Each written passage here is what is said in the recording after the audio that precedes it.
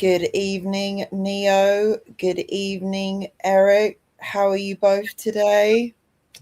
I'm very well, feeling better. And you, Paul? I am good. How's it going, Eric and Rena?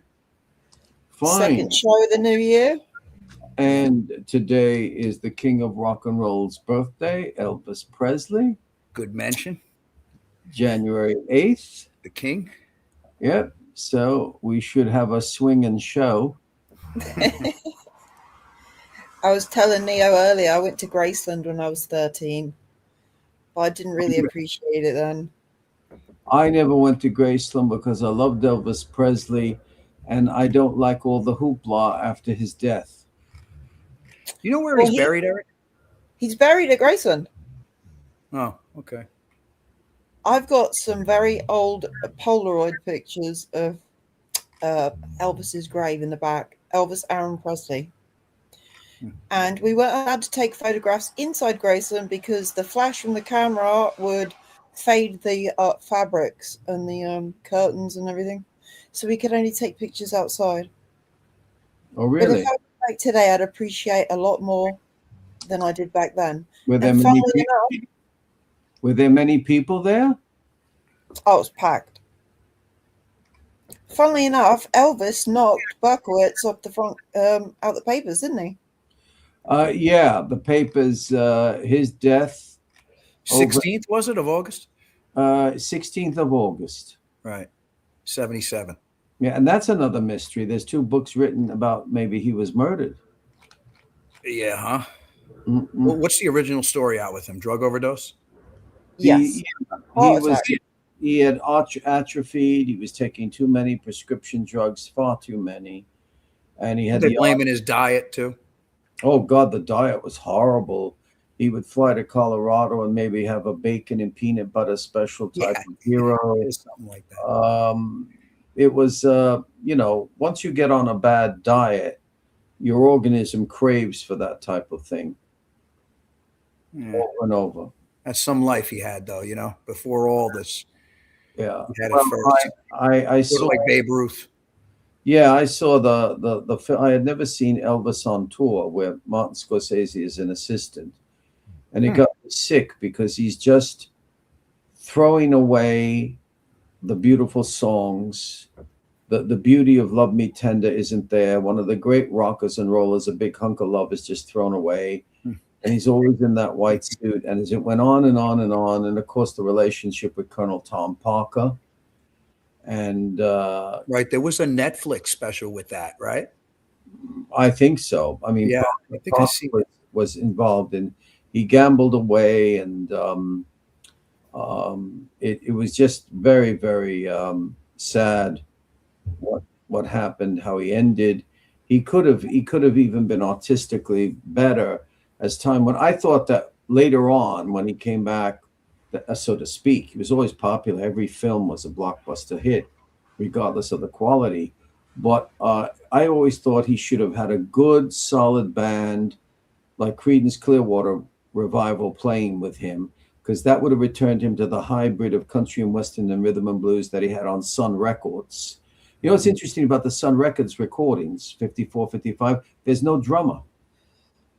Really? And listen to those 10 songs. There's not a drummer. It's one of the most amazing recordings ever. No drummer. And you don't even think of that. Huh. Yeah.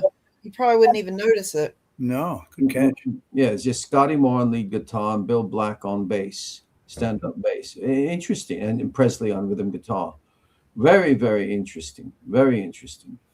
Thing that was interesting in the beginning about him is that when he would record a rhythm and blues song, he would like almost infuse it with country and western.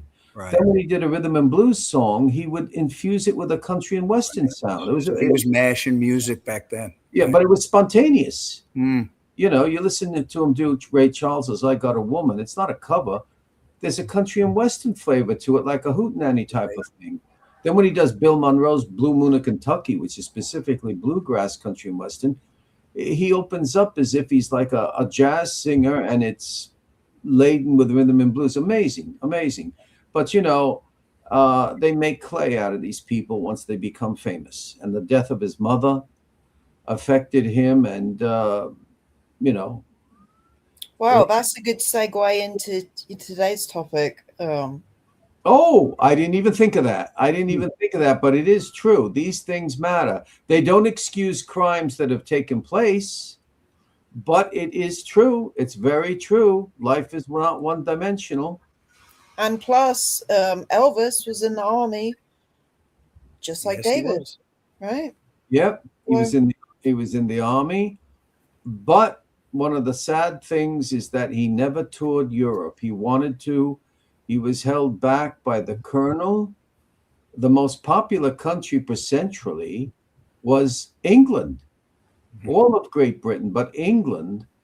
And just in 2004 or 9, they re-released It's Now or Never, and it went to number 1. That's the thing about Britain, that you re-release these things, they go all the way to the top. And he never performed in Europe, and it could be that his manager, Colonel Tom Parker, was from the Netherlands. He was a Dutchman, and there is suspicion that when he was younger, he murdered a woman, and he escaped from Holland and entered the United States illegally. I never heard any of that. Yeah, it's been in a few books. Just real quick, one question.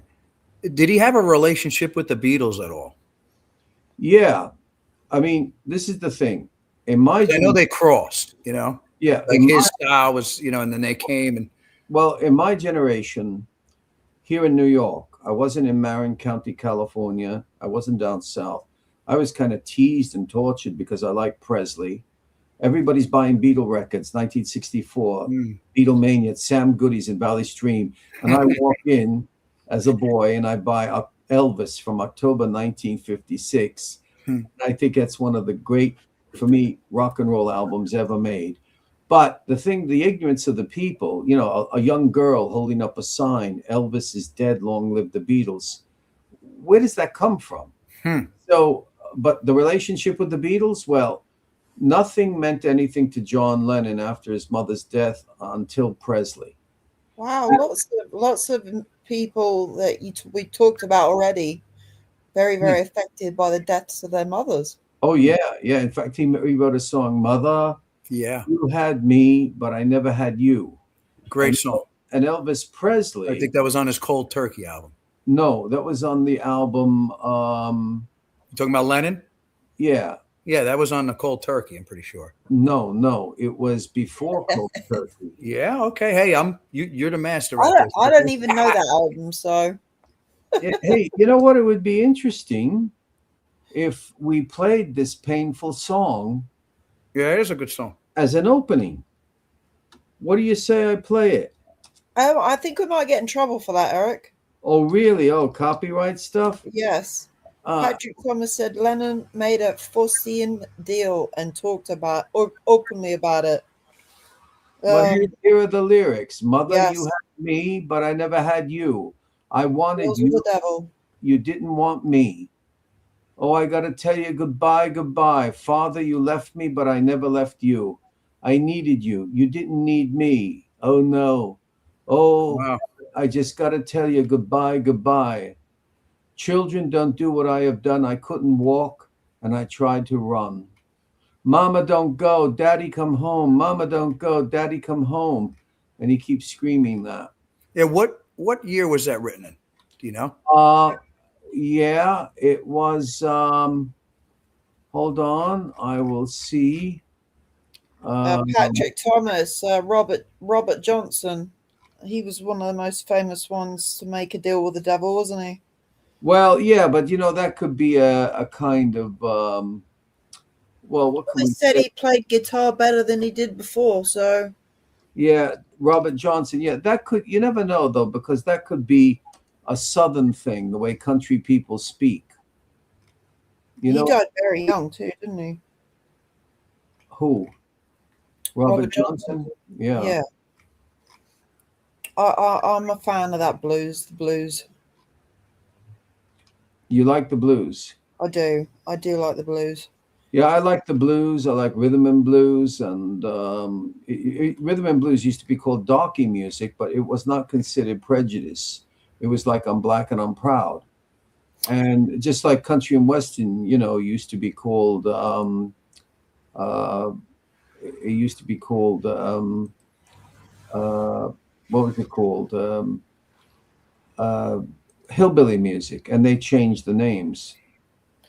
Does anybody know what kind of music David listened to? I mean, I've heard Peter, Paul, and Mary, and um, I mean, he's got that record player in his apartment in the pictures, but you Oh, can't we really. know Black Sabbath was he was Well, listening yes, yes, Black Sabbath is mentioned, referenced a lot in his in the letters. army. Yeah, Masters of Reality.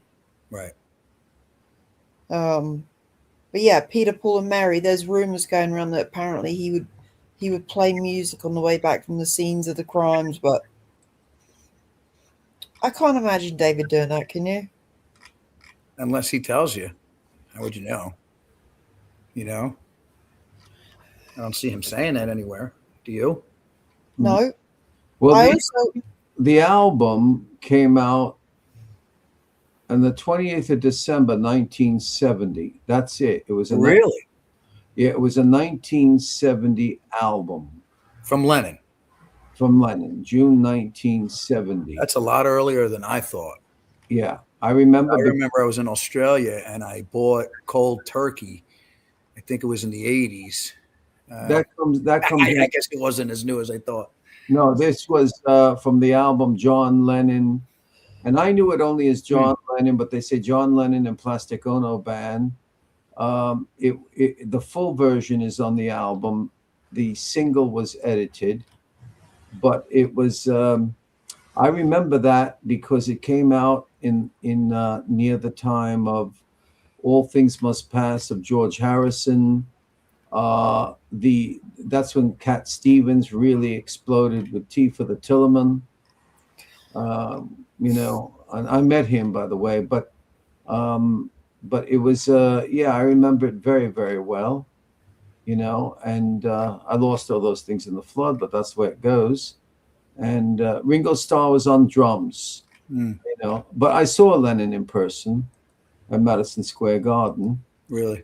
Yeah, and it was the difference between him and George Harrison is George Harrison did the concert for Bangladesh. I was like in the 12th row behind, and that's where I also saw Bob Dylan and who came out. But George Harrison, you could tell it was very smooth. Yeah, they were totally different personalities. But you could tell he was like there was a Beatle thing present. You realized it. Eric Clapton was there, and Leon Russell, and Ringo Starr was drumming with Billy Preston.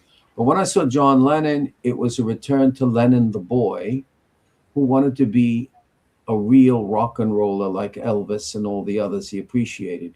So I'm sitting there, and he comes out, and Yoko Ono is there with him, and the Elephants Memory Band. And he comes out and does an encore, and it was like a healing to me. From all the people who made fun of me, and he sings Hound Dog, and he says, "Elvis, I love you." He always wore a badge. Elvis is the king. Yeah, he loved, and in his jukebox out on the Hamptons, all he had was Elvis Presley and the Everly Brothers. I did not notice. Good stuff, Eric. Yeah. It's it's of course the Everly Brothers have the best voices in it. Did you ever hear them sing? The Albert Hammond, remember him? It Never Rains in Southern California.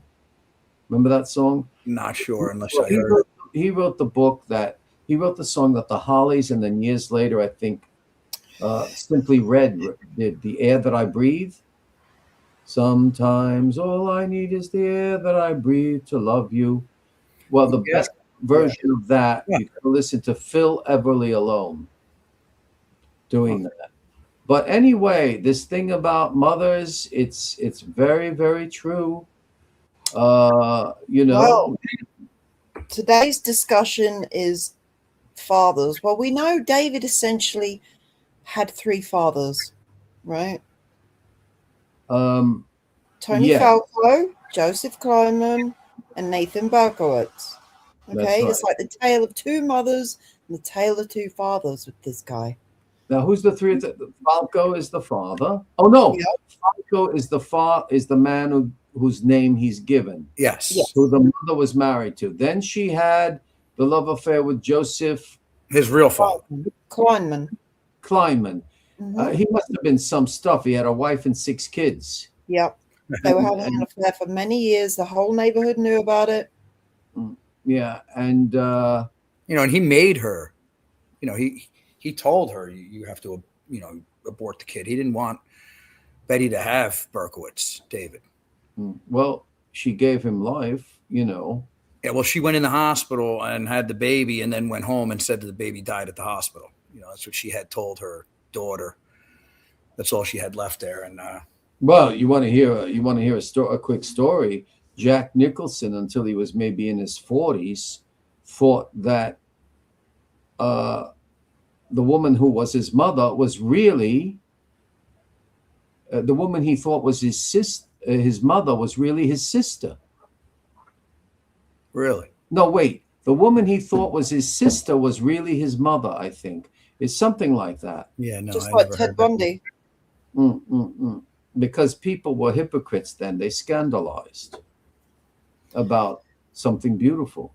But Well- yeah, Berkowitz.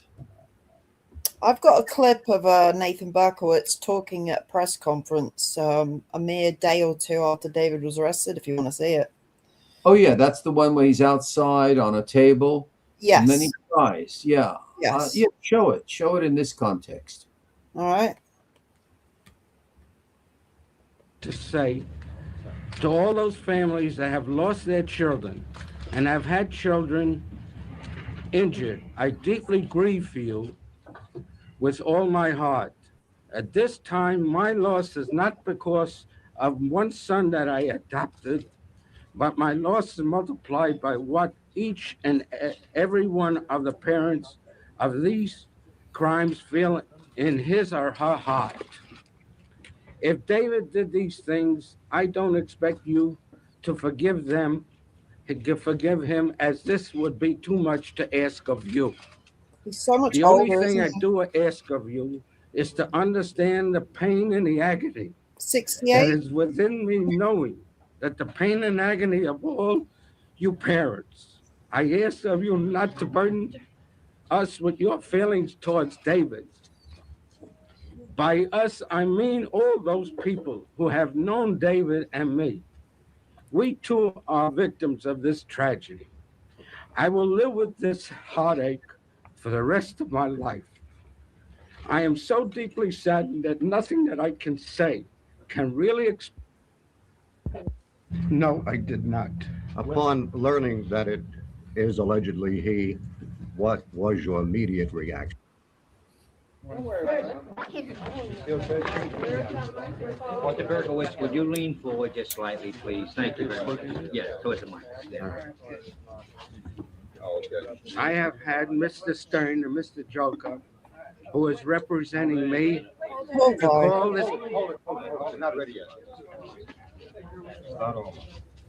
I have had Mr. Stern and Mr. Joker, who is representing me, to call this press conference so that I could express my true feelings about this whole matter.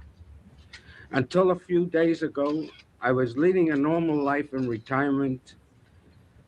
Then my life was completely turned around. I keep thinking it is only a bad dream and that I would soon wake up. I don't know what's been written about David is true or not. From what I read, my mind cannot deny what my heart accepts. If I read in the... Sir, could any father in this country be in your situation today? I don't understand what... Not feeling any possible feelings after reading the media reports and seeing pictures and so forth. Did you have any possible thought it might be? Do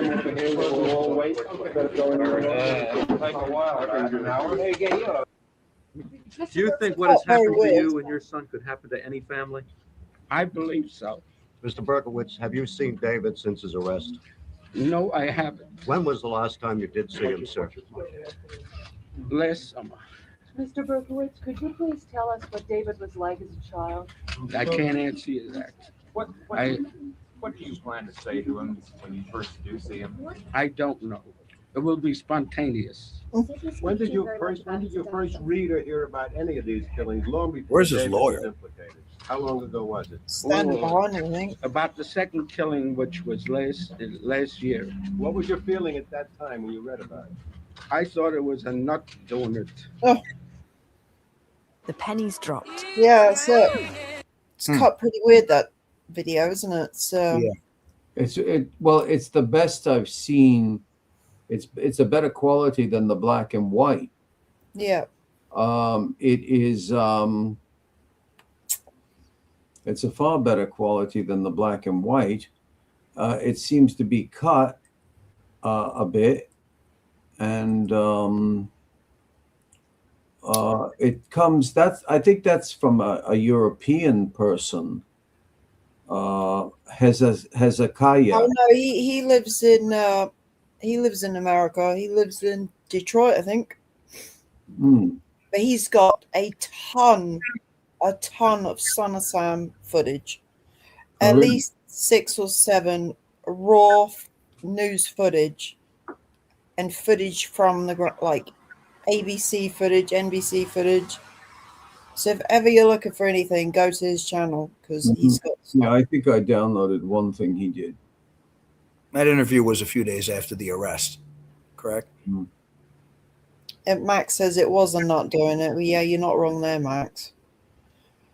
But according to Nat, however you want to say it, Nat, David wasn't really a problem child, was he, Neo? He was just a little bit sensitive, you know. Yeah, you don't see much stuff. Anger. There's no arrest record. You know that. Oh, no criminal records. Yeah, he's got no criminal record. He's got no. You see anything of violence at all? Except for breaking his grandmother's matzahs and something about a parrot. Did he torture a parrot or make a Wow. Yeah. Well, I found in the Abrahamson files him talking about cruelty to this bird, but he never said he killed the bird, but he said he was cruel to it. So whether he killed Pudgy, the parakeet, or not remains to, I don't know. But is he that said- it? Pudgy. I'm just saying, is that it? You don't have him beating anybody up. No. Any, no arrests, no beating anybody up, nothing of violence. I actually have a statement from Iris, if I remember correctly, when they asked Iris if she had seen him, and when was the last time she seen him. She said at community college and somewhere else, I forget. But she had said that she had never seen him angry, ever. That he had gotten angry once at his friend Ed, and he just didn't talk to him after that. But she didn't think he was violent, so she didn't feel that he needed help. She asked, why didn't you get help for him? She says, I didn't think he needed it. If I recall correctly, he did tell Dr. Caparelli, though, maybe certain fits he might have had, emotional, at home. But aren't those normal for everybody to have fits once in a while? Bad days. Yeah. And again, I'm not saying he was normal, but I'm just saying, there is no accounts really of him being ferociously violent anywhere. No. It's like I said to you the other day, if, God forbid, I say my brother turned out to be the Son of Sam or a serial killer, I could look back at his childhood and go, oh my God, look what he did. Oh my God, it's all there. Lots of kids have done things in their childhood. You can't say like they're going to turn into a serial killer. And some people are very peaceful. You think they're saints, and they could be the most sadistic, vile people that you've ever encountered. Yeah, sort of like this. In the long run, in the end.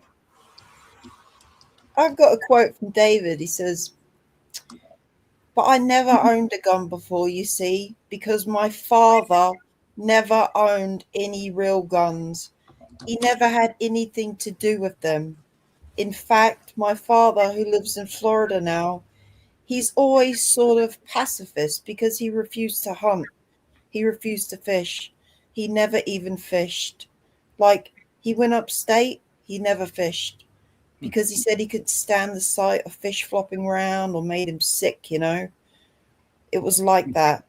And so he was opposed to violence. And so I know I'm trying to say I was never raised in a home with guns or with an ample supply of guns or something, And obviously there's, word on the street that David was partial to having a gun at 17.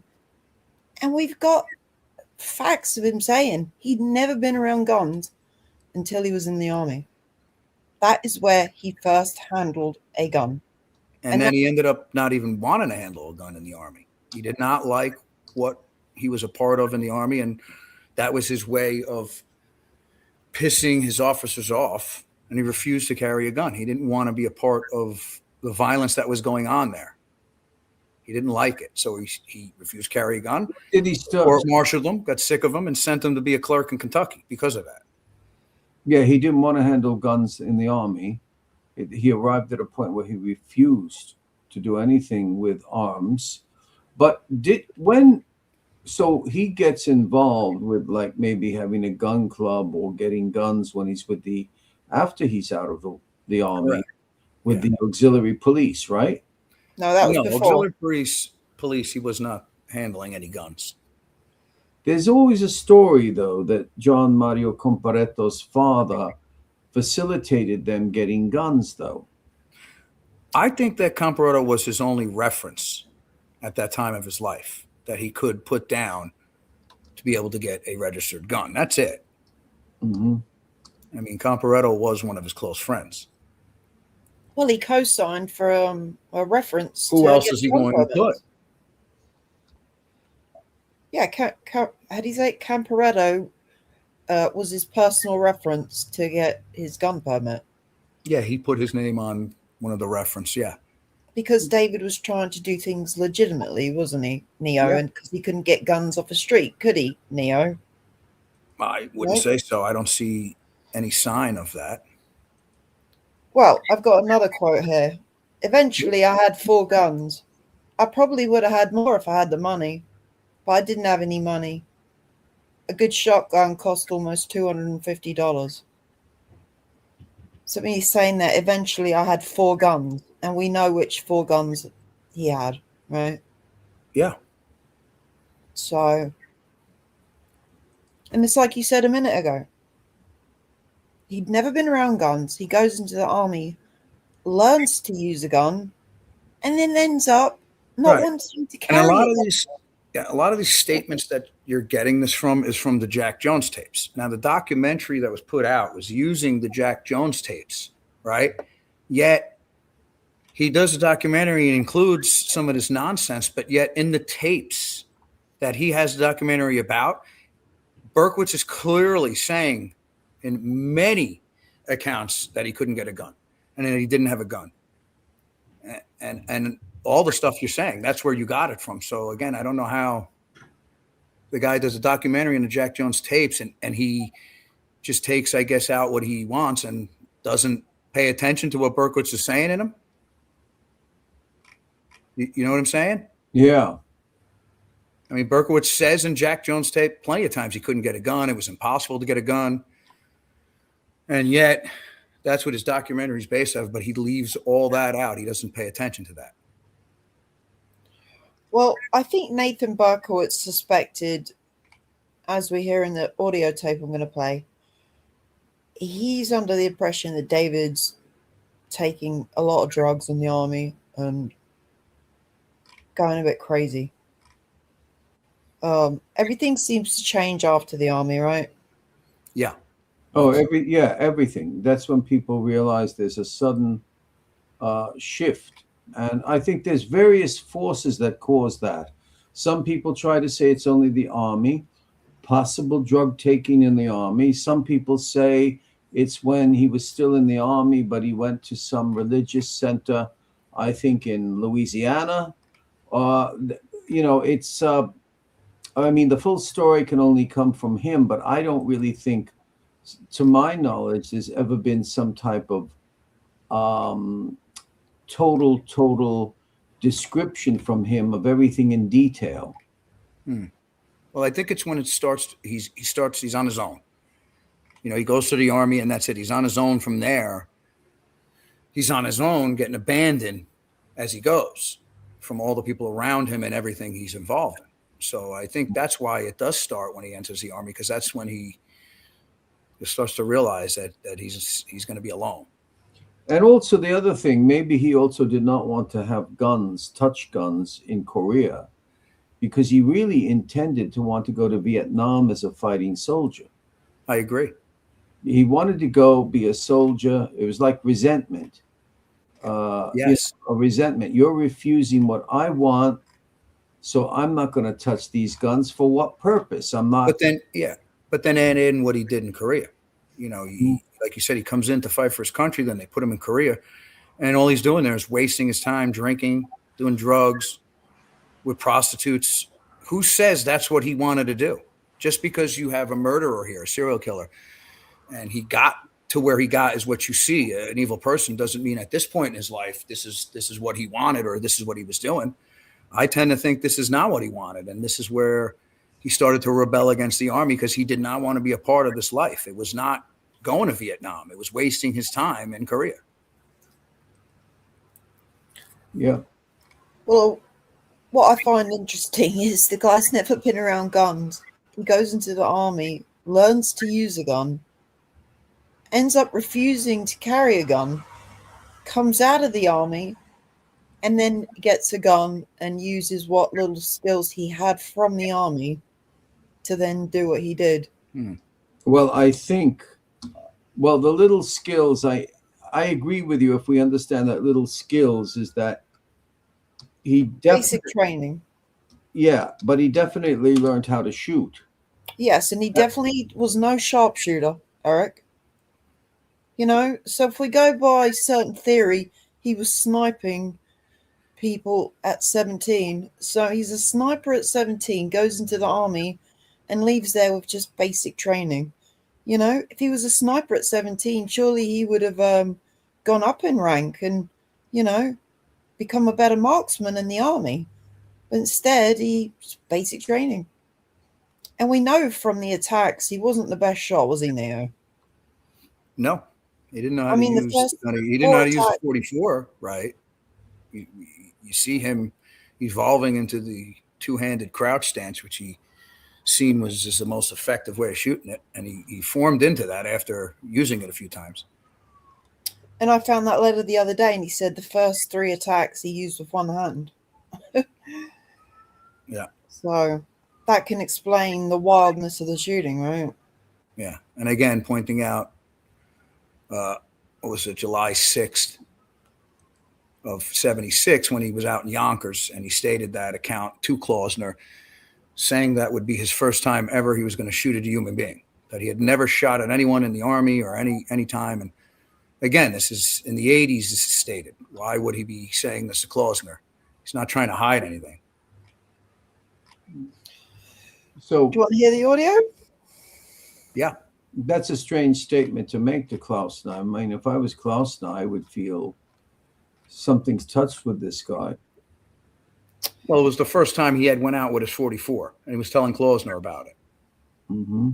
So he was saying, it's the first time I went out, and it was the first time I was going to shoot someone. He states this whole account to Klausner, and that was July of 76, before his first shooting.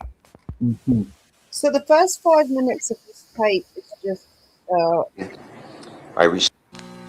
Hey, hold on, Rena. Drop the link for Anthony. Okay. Thanks. I'm glad you told me that before I... Yeah, you know, I know you couldn't see the screen. So he's going to come in. I'm copying it. I'm adding it. I'm dropping it. And I'm adding it.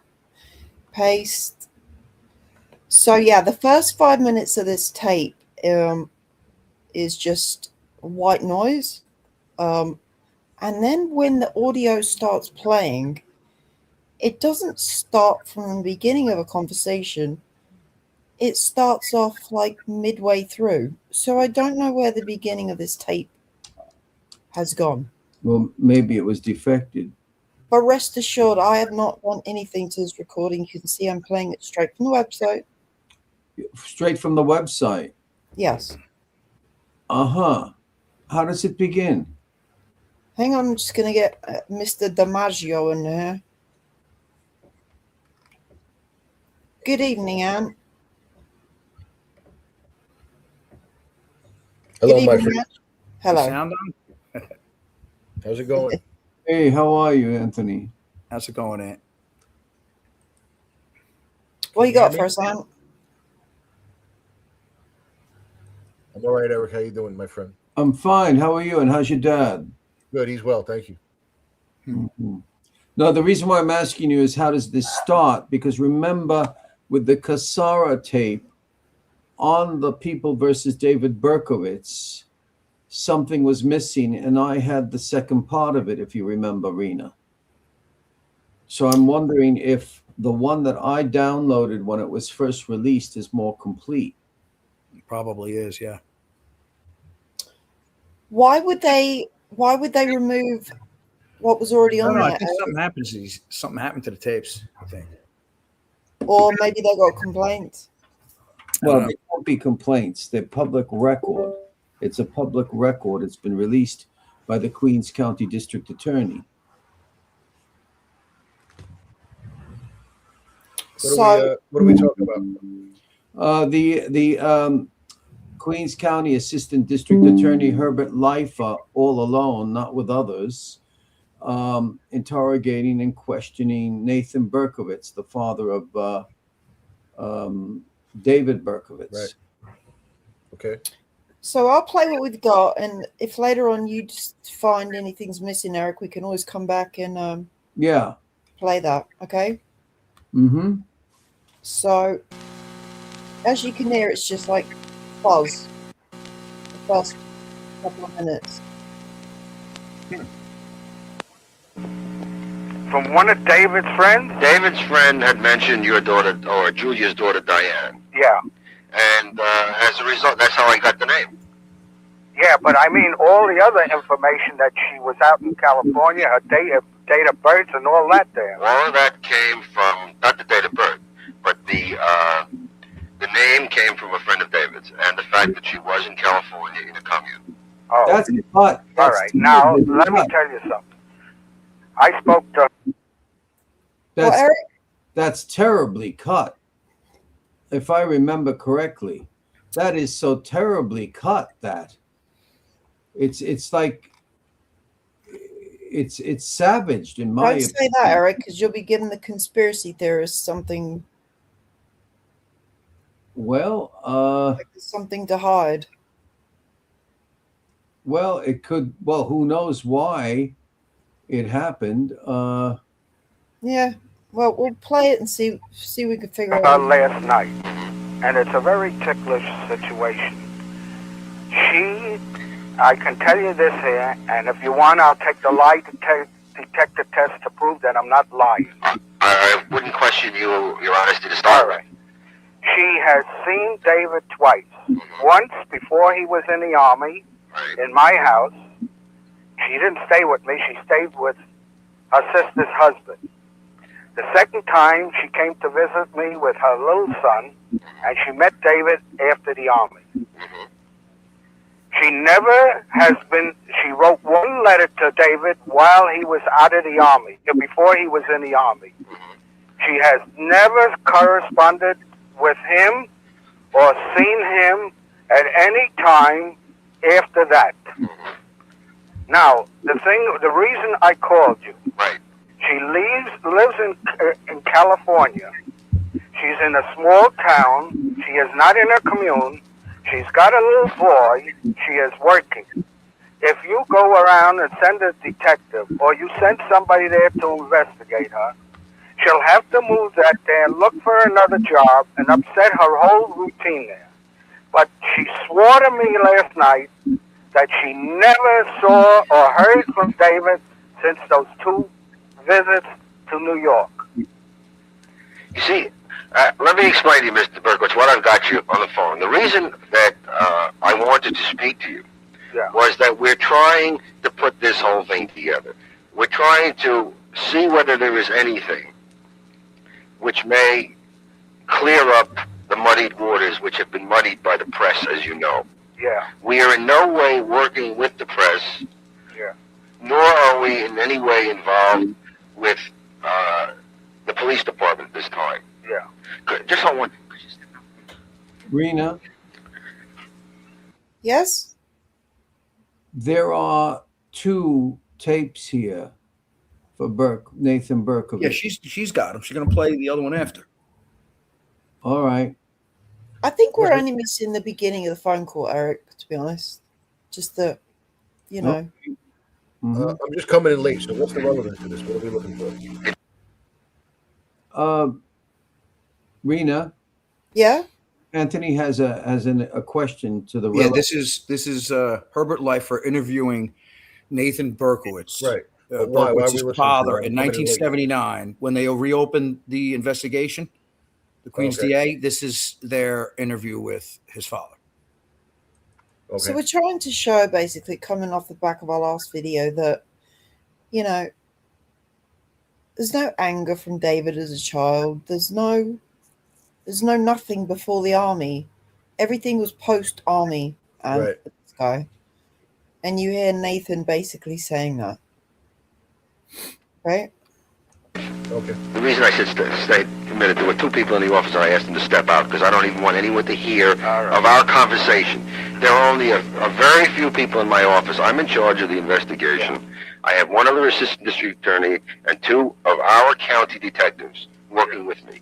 We are in no way working with the New York City Police Department on this case, and we are certainly in no way involved with the press. All right. And what we're trying to do, through interviews with David's friends and people involved in the case, we're trying to put together a picture. Yeah. A lot of things have come up, as you well know, which may indicate that David was either not involved or perhaps was involved with other people who were possibly more culpable than he. I can understand that. As far as I know. And let me just say, as I mentioned to your attorney, Mr. Rubenstein, I said, nothing that we do can hurt David. What we do, though, may in some way be a benefit to you or to David or to both of you. All right. And that's why we are trying to put this thing together and put it into perspective. All right. Now let me tell you something. You know, they're trying. I mean, according to what I read in the paper, I don't get too much of it here. According to the paper, they feel that there was a cult involved in this. David has never mentioned this to me, and I'm very close to David. He's never mentioned this to me. Whether there is or not, he's never mentioned this to me. You understand? I understand. I don't know anything about it. As far as I know, as far as what I know and what I have letters from him, my impression that he did all these himself. You see, all these things himself, because the boy was sick, really sick. I got 7 letters here that if I wanted to sell them, they would be worth a lot of money. I'm sure they would be. Yeah, there's And a I lot can of money, understand your not only from somebody publicity, but people in the psychiatric field would pay a lot of money for that because those letters are very indication of what he was under. Now, but as far as knowing whether he was hooked up with anybody, I have no idea whatsoever. I have the least idea. He never mentioned it to me. And as far as Diane is concerned, she never had any connection because we told her not to become involved at any time. But to make sure, I put through a long-distance call to California yesterday. And Rena. Yeah. Yeah, you got to stop it once in a while, man. you I can't hear you over their voices. Sorry. Right. You see how he's saying that, he's the closest person to David. And he's talked to David, and David never mentioned to him anything about a call. He's saying that in the beginning of that interview. He's never mentioned anything to me. And you see, he's saying he's getting this from the paper. Okay, he's reading Maury's stuff. So it's like a lot of other people that were involved in this that were reading Maury's stuff, and they didn't know what to think of, like Nan Cassara, and so many other people directly involved because of Maury's stuff. But let's take the intimacy of a person with his family. Yes, I was just going to say that, Eric. nobody in Kansas, family and even friends, suspected the fellow who was bind, torture, kill BTK. They never even imagined it. And I'm not being funny. I don't think if David was in a cult, so to speak, he would be telling his dad, but maybe he would be mentioning that he's got a group of friends. I don't know. You don't think after his arrest he would say to his dad, what he had gotten Oh yeah, into? definitely afterwards. Yeah. Well, that's what this is. This is afterwards. That's what he's saying. He never mentioned to me after the arrest of anyone else being involved. Yeah, he's also saying he never suspected, because he knew he was sick too. He knew something was wrong with Berkowitz. Well, something was definitely wrong with him, but whether he's alone or with others, there was deliberate planning. This was, a sick mind, but I don't go for the clinically insane. I'm severe with this. Whether you're considered clinically insane, oh, the poor boy didn't have his mind, or whether you are insane, literally unhealthy acts, homicidal, I don't draw any line. I have no mercy when it comes to that with these people. But but what is interesting is what his father says, and it's just one element to add to one's file. And also the cult aspect. Maury's cult aspect was not there yet right after the arrest when the father was talking to Berkowitz. Yeah. So how could he say that the 22 disciples of hell, the Satan cult, when it wasn't there when his father's speaking to David? I not there till years later with Maury stuff. When did the 22 disciples of hell first become a public name? I'm going to say around 78, 79. Right. Mm-hmm. A little bit after, because he had to put it together. Yeah. Not too sure. I'm really not sure. Mm-hmm. Shall I carry on? Go ahead. What I told you is absolutely true. At this point, I have not sent anyone to see her. Nobody knows other than yourself and the people I'm working with that I have even made any efforts to locate her. Yeah. I certainly would not wish to disrupt her life. So just in case anyone can't work out, they're talking about David's new wife's daughter, Diane. Okay? Yeah, his stepmother's daughter. She lived in a commune in California. The lady that was married to Nathan Berkowitz, she had a daughter. That's who they're talking about. So the woman that he remarried to after David's mother's death. Yeah, she had a daughter, and according to certain reports, Diane, she introduced him to the occult. Now, just what that means, it could have meant here. Read this book. It's about a subject has to do with the occult. I don't ever actually read anybody saying she introduced him into occultic practices or things like that. Right. Well, judging by what Nathan just said, they didn't really have a lot of contact with each other pre-arrest and post-arrest. So I don't know why. And with the research I came across, she didn't have anything to do with that. No. And as you see, Leifer tries to push a lot of Maury's theories onto people. You see him right here. He's pushing Diane into it. And the father doesn't want them even speaking to her. Mm-hmm. So it's, again, you see Leifer when he's interviewing a lot of these people. There's a lot of stuff that Maury had told him that he's trying to push into these interviews. Mm-hmm. And I don't necessarily agree with Nathan saying don't speak to her. I mean, I'm sure Leifer would not have gone there and made this a public affair. It would have been private. Because because of all these interviews, I don't know of any one of these interviews that made front page news or was spoken about in the daily newspapers or magazines, if I'm not incorrect. So I don't think that they would have done that in California either with her. And I think that it would have been good if they interviewed her because he's trying to protect her. Yeah, but protect what? What about the people who weren't protected and were because she most likely didn't have anything to do with him. He says right here that she only seen him twice in her life. Right. Yeah, we know David didn't like her very much. Right, but we want answers. We would have wanted answers from her not him. Yeah, but how far do you take this investigation, Eric? No, that's I mean, fair. when you But get again, dog- he's just trying to protect her, I think. I don't think he's trying to How far steer does them it away take it? from her. Well, you take it as far as you believe you can take it with people who are alive and knew him. well, there'd be no end in sight then.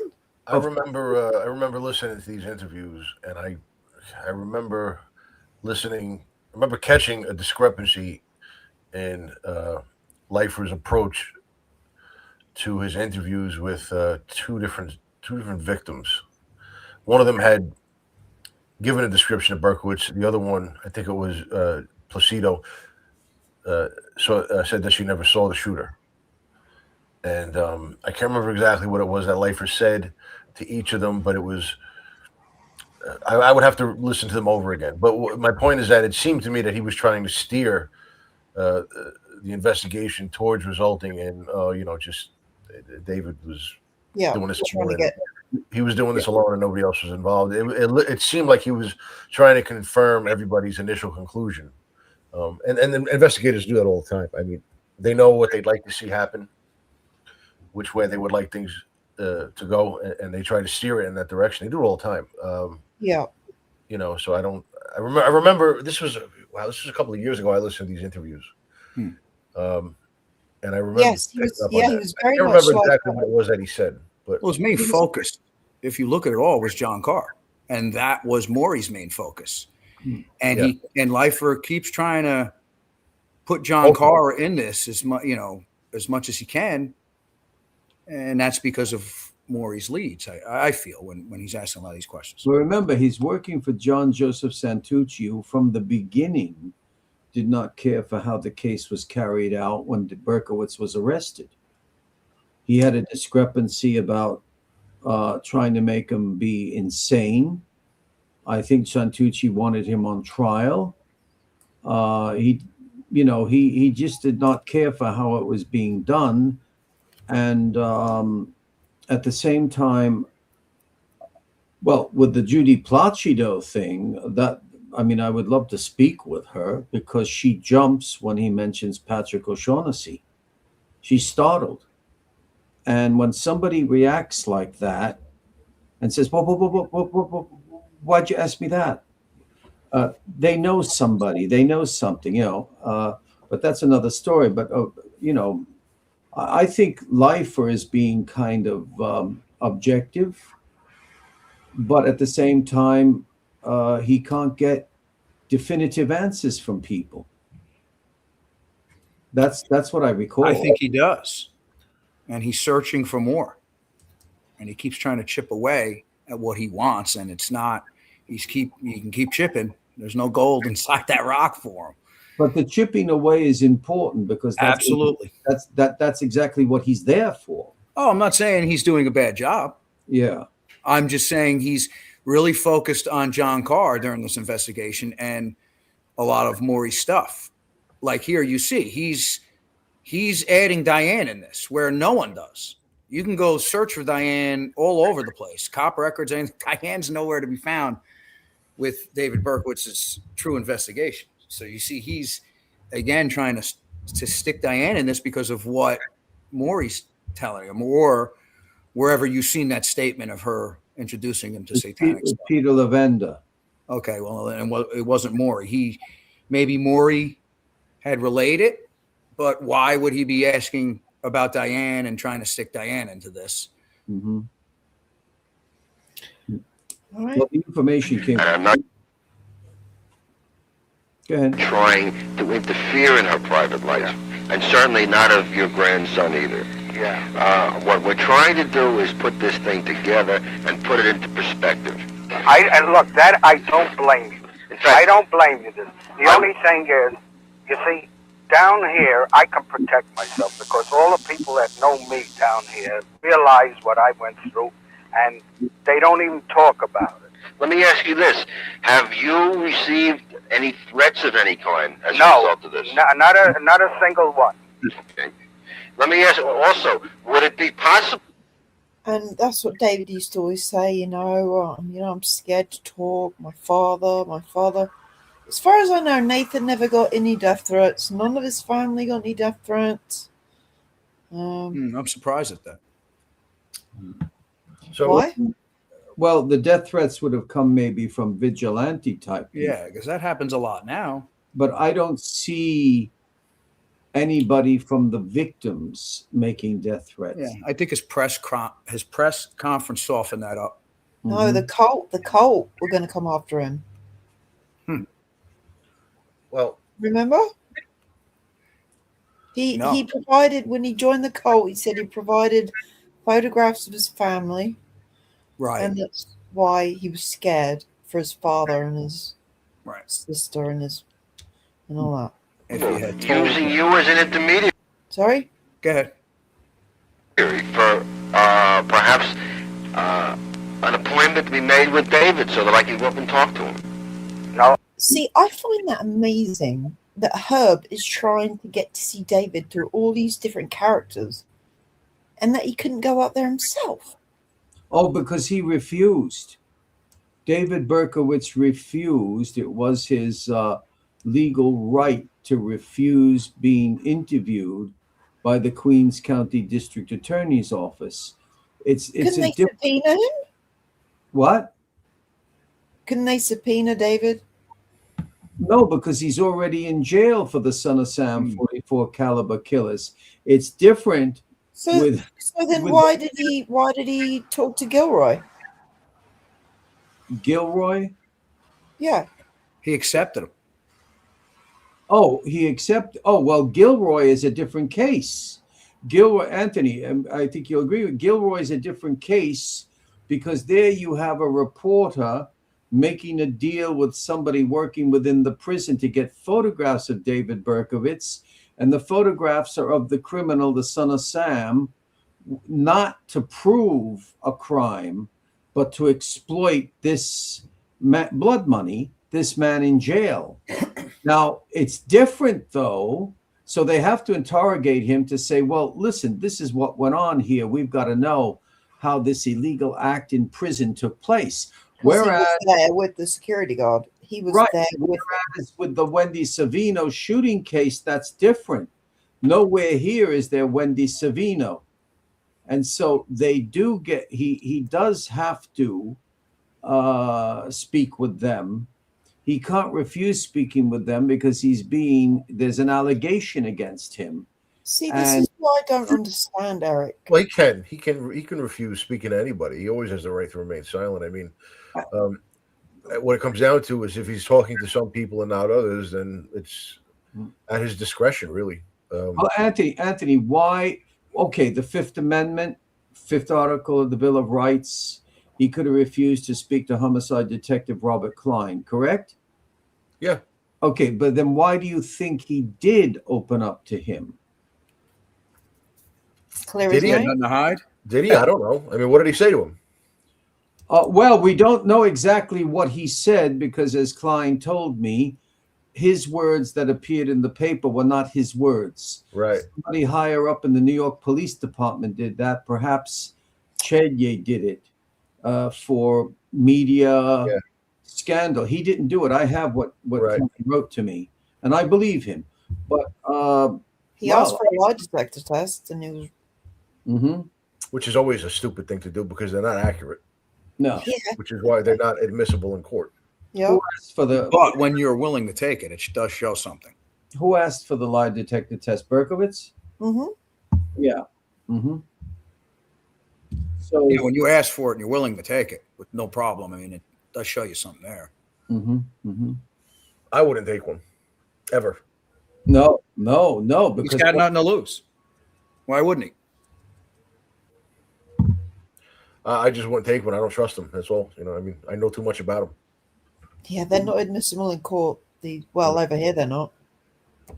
If you don't smoke cigarettes, inhale tobacco enough, it could change the pulse rate and what the lie detector test reads. And depending how the person asked you the question, it can affect a reaction from you.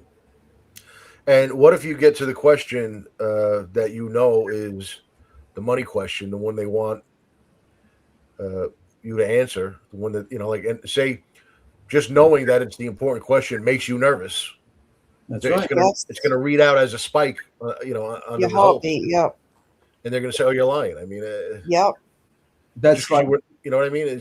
You're gonna have a different physiological response to each question that gets asked because you can probably assess the importance of each question. Yes. Some questions have more weight than others. you. So, yeah, I mean, It's no different than a jury looking at somebody who's accused, and the person is smiling and grinning, but that could come from nerves. Like I could die laughing, or a person, and they say, "See, he doesn't care. He murdered her. He's smiling," but maybe he's smiling because he's nervous. These things. I mean, look, even deoxyribonucleic acid DNA tests are not necessarily perfect. no, they're not. They're not certain to 100% accuracy, but they're certain to I think like well over 99%. It's highly unlikely that they're wrong. No, highly unlikely. But then you have to say, is this circumstantial evidence that is actual evidence, or is it pointing in that direction? Yeah, no, DNA match is not considered circumstantial. That's direct evidence, physical evidence. Yeah, it's not considered circumstantial at all, nor should it be. Well, if they find a knife with a palm print or fingerprint on it, dried blood, that would show either you or I who touched that knife, right? That knife handle, and that would be considered more than circumstantial evidence. Oh yeah. Yeah. Okay, here's the mistake. About that. You enter your room, Anthony. You're familiar with your room. The light's on, the light's off. You put your hand down on the table and you go, "Oh God, what's this?" And your palm print is on it and you say, "Smells like blood." But your print is there. That's the danger. Nobody saw you pick that knife up and kill. Right. Well, I mean, Good point, Eric. That's the danger. It's like the intelligence officer and vice detective. I told him that. He said, "You're right," because he said, I think I might have said this once before. It's a beautiful blue, black, starry night. So you retire, you go to bed, you wake up, and there's snow on the ground. Well, we see the snow, but did we see it fall? See what I mean? It's because he didn't shoot Wendy and thought the whole thing was ridiculous. Okay, so Maximilian is saying that he's having basically a high time. He says he never asked Maury for a lie detector test. So what is that? He's just going off our conversation from a few minutes ago. Well, didn't you guys say he asked Klein? Yes. Right. But Max is saying that. You put those very quickly, Rena. Sorry? You flashed them too quickly. He's just saying that, Berkowitz took him in and agreed to talk to Klein because it was ridiculous. He didn't shoot Wendy and he had no problem telling Klein that. That's what Max is saying. Mm-hmm. That's why, come on in and talk to me. I didn't do it. Basically, that was his take. All right. I'm going to carry on. That I can't do. Because I know what David... at the present time, David is writing a lot of letters. In fact, he recently wrote one to a detective sheriff in North Dakota. Yeah. And he's constantly writing. He has plenty of time. I'm sure. And he says things in his letters and his notes which seem to indicate that there were others involved with him. There may be, but he never told me. In fact, if you just hold on a half a second, I'll read you a little note from one of the letters, okay? Just hold on a half a second.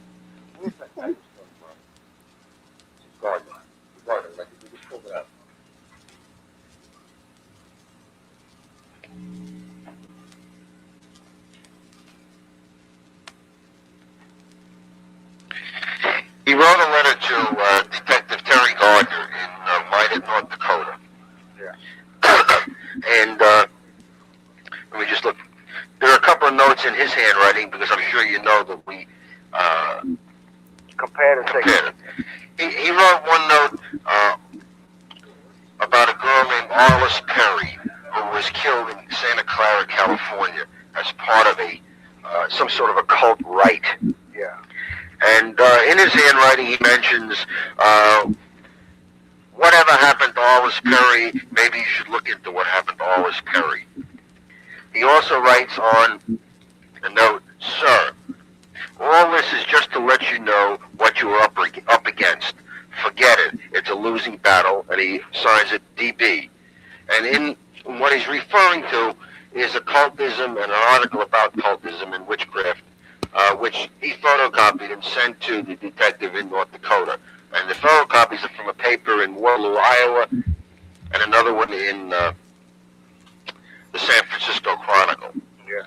And he's constantly communicating with people with regard to different items. I know that. Now, whether or not they're Any substance. Now, see, just because David sent that to Gardner doesn't give any clues that there was others involved, because we know David was into. And Maury connected them two, correct? Yes. Right. What I'm saying though is, and again, we know that he did not have anything to do with Arliss Perry. Nothing. We already know that, right? It was all a mix up. Know right. Maury took that out of context. So here we have Lifer again pushing this Arliss Perry stuff, and the father doesn't know anything about this because Berkowitz didn't have nothing to do with it. And you have to remember that letter I read, that first ever letter from David to Maury saying, "Get away from the Arliss Perry stuff." Right. And here we have Herb Lifer still talking about Arliss Perry. Right. Even though David was suspecting Ted Bundy of doing Thinking it. that what he wrote about that was implicating him in a group of... Right. David played mind games with these people, though.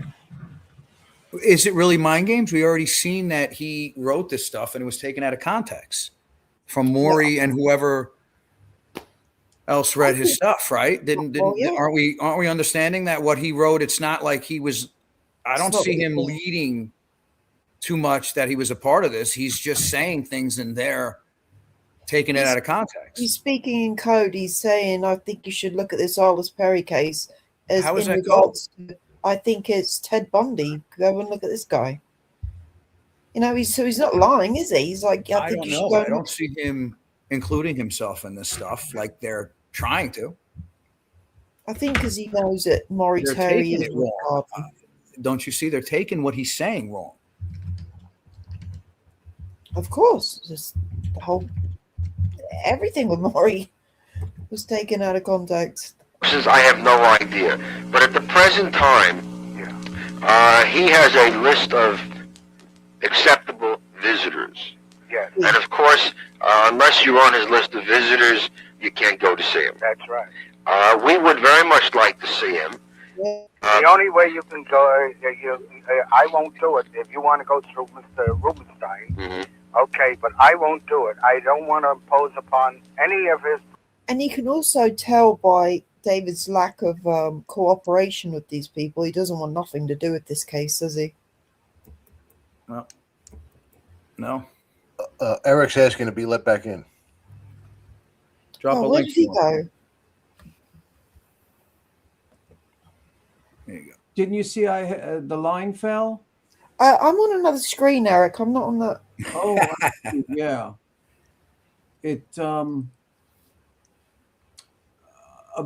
Thank you. These glitches happen. Listen, for example, the Arliss Perry letter to North Dakota, one could say that he's trying to, I think either he's trying to inform them that he knew something of a cult, but he's not with them, or he could be playing a game. I don't know. Either way. To me, I think that's what they're speculating from what he's writing. Yeah. He's playing a game? I don't even think he's playing a game. Oh, he's not. Nope. I'm not sure of that. But I don't see him saying he was a part of it. He's just I think he's been a true crime buff, and he's saying, I think you should look into this Arliss Perry case because it's unsolved, and I think Ted Bundy may have something to do with this. Does he say Ted Bundy? Well, I read you. We went over this letter a few weeks ago. Yeah. Well, that was to D Channel. Do you think Bundy did But does this? he tell Gardner that? No, he says, I think you should look into this Arliss Perry case. And then in the book, he said hunted, stalked, slain, followed to California, which we know Ted Bundy was crossing state lines to go and kill people. And Well, we I know think- that he knew the case. That's why he wrote that. I think what we have is a lot that's cryptic. When I he think writes- David was a little bit cryptic, yeah. Don't we see him behind the scenes getting information on this case from people on the outside? Don't we see that? Yeah, he does. He does. Right. Okay. So that's how he knows about this. Mhm. Not because he was involved. D Channel. Yeah, we see it behind the scenes. D Channel taught David Berkowitz a lot about occultism and witchcraft. Okay. Well, do we really know that she taught him that much? She was sending him a lot of articles. She was sending Where him- else was he getting information? Well, he had gotten. We see from her. No, he was getting information from her, but he certainly was getting information, in my opinion, from these occultish people that he met. When the car, where do we have any written evidence of that, Eric? Right. We have the D Channel and him playing detective behind the scenes on the case. Right. I'm not denying that, but he tells Caparelli on tape, which is transcripted, that he met these two men who are the Carr brothers, but they're given different First Christian names, who knew a great deal about the occult and were involved in it, and that he actually frequented these meetings with the occult, where he even saw dogs being sacrificed. But he lied to him about that, Eric. But how do we know it's a lie? Because it could be a lie, Neo. It could be a lie, but how do you prove it's not a lie? All the evidence that I have? That Berkowitz is lying about the That John Carr, there is there's no John Carr in There's this no real Michael Carr investigation. mentioned in any of his letters. You know, I have the evidence showing all that. There's no, where is John Carr even talking about one intimate instance with him anywhere? Well, I don't think that enough time. I don't think the circumstances of John Carr, his life and proximity to New York, and when he's in the Air Force, there's no reason for John Carr to be speaking openly about Berkowitz and the occult. And of course, he's murdered then. I don't deny your research, Neo. I don't deny your research. You came with very good research with what you could find. But it's just, if he's lying to one, he's lying to another. If he's lying to two people who interview him, if one believes he's lying to two people who interview him about people in organized occult gatherings, then what's to say that he's not lying to Jones and Abrahamson? Now, if you look at those times in his life, also you have to take that in perspective. He asked Jack Jones to come in. He wants to tell the truth, and when you listen to the tapes, it all adds up, Eric. What he's saying. Yes, there is a coherency there from one perspective, and Abrahamson wasn't too far from. No, and he wants to see Abrahamson, but then he also wants Maury Terry, and he also requests Dr. Caparelli. So we've got an equilibrium, and depending on whom he's speaking with, he gives different stories. Yeah, Berkowitz's information is poop. Utterly worthless. I mean, the only way I would entertain anything he said is if it checked out. If he gave me something that I could go look up independently or look into and corroborate it, then okay, then it's worth something. But that's right. Other than that, no trust in that guy whatsoever. Look at the proximity of when he tells Caparelli and Denaro, I did all the shootings on my own. And right then on the either in person or the telephone, he said, as Frank DeGennaro relates to me, he said, well, I had to make that up. I had to protect people on the outside. I told you the real story with that, Eric, a few times. I don't want to keep going over this, but he No, I'm lied. talking about Berkowitz alone. I'm talking about David Berkowitz alone, not Dr. Caporelli or anything else. Berkowitz alone. Right. Berkowitz alone, Neo. What Past you told proven. me, I can't deny. What you've told me, Neo, I can't deny.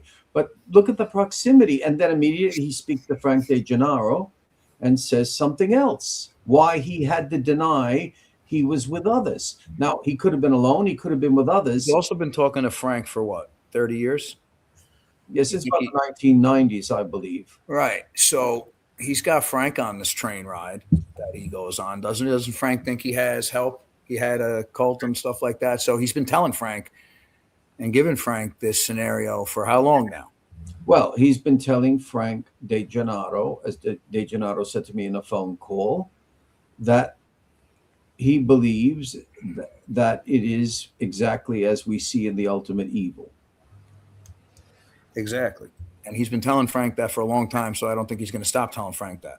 That's right. But you see, Right. what I'm saying is that there's no way we can pin him down as to what is the truth. Well, Jack Jones did what, 24 episodes, 22 episodes, and all of that stuff adds up to what I have, all of it. So it is when you hear the words of him and what he says in that, it adds up to everything that I have. How is that a coincidence? No, it's not a coincidence. It's a fact. What you found and coincides with Jack Jones's interview, but that's only one, let's say, section of a file of David Berkowitz, because then you have everything else adding up elsewhere that he says to somebody else and another person's research. It's a black hole. Right. It's a black hole because he's not giving testimony about anything factually. He is, though. All you have to know is that a person has lied to you. You don't have to know which information was the lie. But when he's telling conflicting things to different people, he's obviously lying to one of you, which means he's not an honest person. That means everything. Well, if someone lies 100 times and then he's got to go to court, and you just automatically he can't win the court case because he lied prior. It's going to be difficult because whichever side calls him, they're going to ask him questions. He's going to give answers, and then the opposing attorney is going to get up and cross-examine him and bring up the 100 times that he lied to the jury, right in front of him. It doesn't mean he's a liar at that point. It doesn't mean he is, but it shows that he very well may be, and that's the problem. How do you trust him? How do you don't. trust? You can't trust him. No. You see, he can't be trusted. Well, when you look at everything in a whole, that's where you can pinpoint where he's telling the truth. When you see this whole case as a whole, with the law enforcement, with the doctors, with Jack Jones, with all the people he's talking to, you can see where he tells the truth. And you know me, I'm not trying to selective edit for my own narrative. You know that. It's just the stuff that he's saying adds up to all the stuff that I came across. It's not a coincidence. Yes, but as I said, I don't deny that. There is an adding up between your research and Jack Jones, but there's also an adding up between Terry and what he tells Caporelli and what. Where is it? Where? Yeah. Well, even though he eventually says to Caporelli, I did it alone, he does tell Caporelli about even more than Maury Terry. He does tell Caporelli about involvement in a cult. Not even Maury Terry, says the Process Church of the Final Judgment, did these murders, were out to murder. Terry even says in The Ultimate Evil, not the process, but maybe perhaps ex-members. Hank Chinotti, God rest his soul, recently deceased, said he finds it far-fetched. Do you know of the ex-members? But David Berkowitz states they were created for chaos and blood, murder, and all of that. He states that. Berkowitz states that. So you've got a man who is feeding whatever, ever can be fed to a person he knows. He's very wise. Right. Who Now will you yes. receive.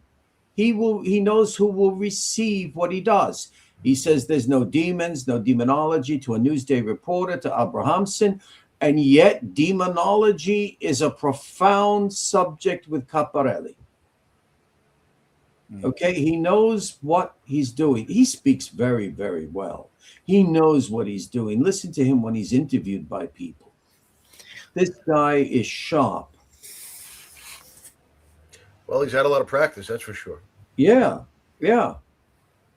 And I still feel, and I don't insist that, as I say, Neil, I praised your book, not because I know you. It's very well written, even as writing.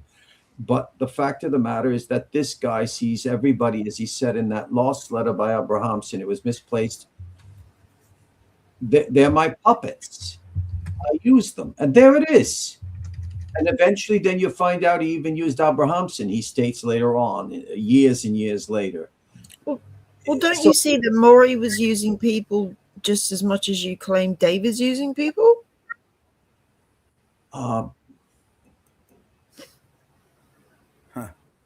I want to study that more deeply. Well, he didn't need David in the end, did he? What? He didn't need David in the end. He had all his puppets around him.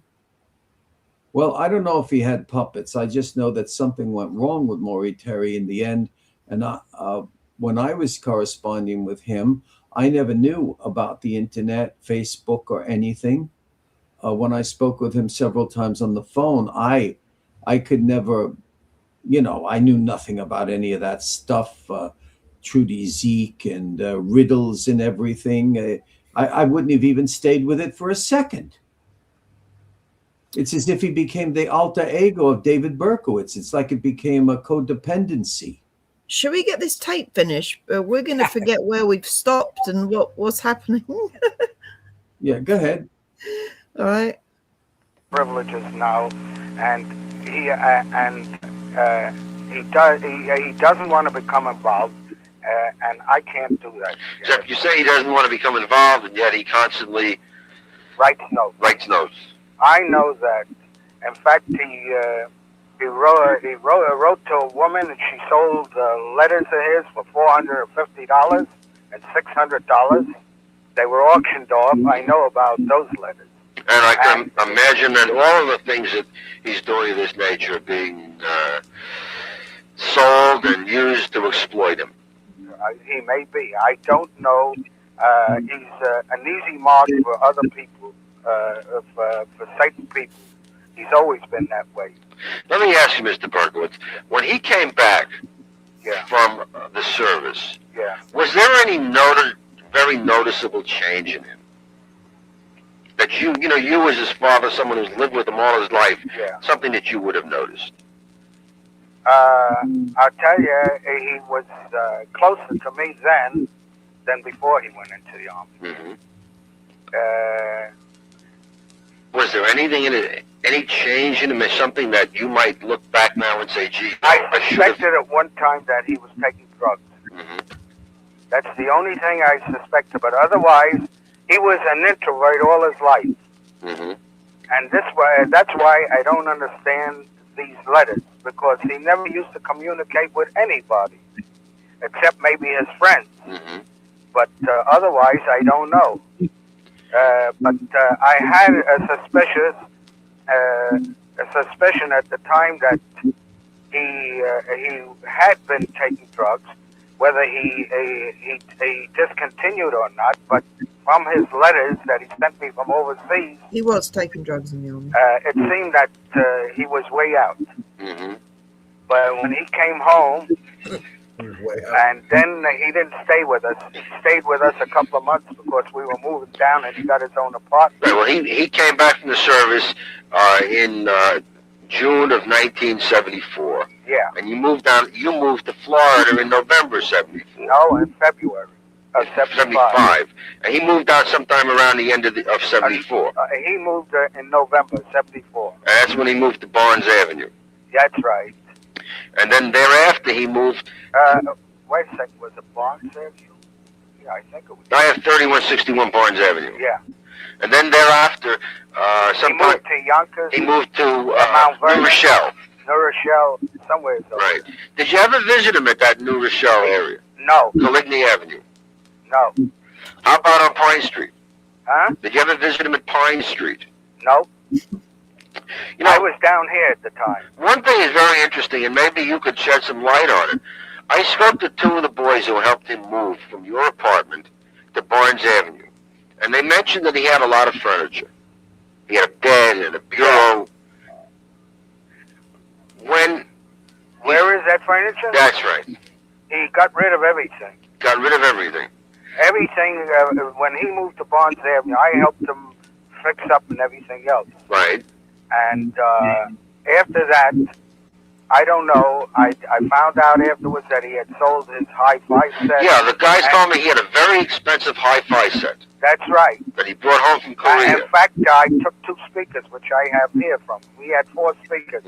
Each one of those speakers sell for around $400. I wondered if you had any idea whatever happened to that stuff. He said he sold them.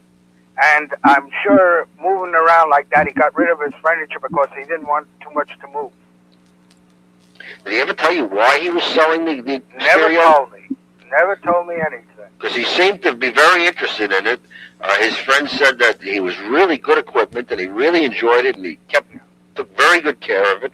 Evidently, he needed the money, and he didn't want to take it from him. Do you know whether he took any trips? Did he ever? Only one trip. He came down here, Mm-hmm.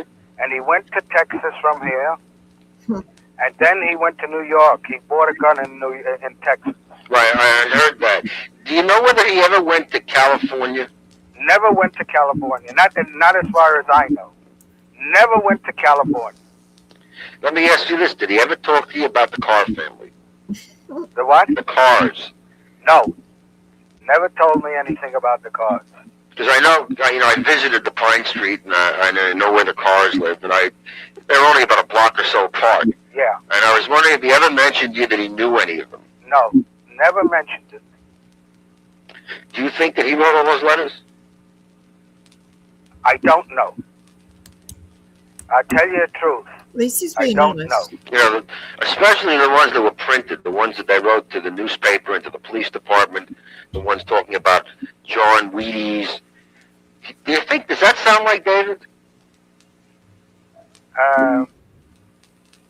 It could be and it can't be. I can't possibly tell you because I don't know if I have a load of letters from him, and I don't know if I have any that are printed. Mm-hmm. I don't think I have. I think they're all written. Because we've never seen anything of his that looked like that. Like the printed? Yeah.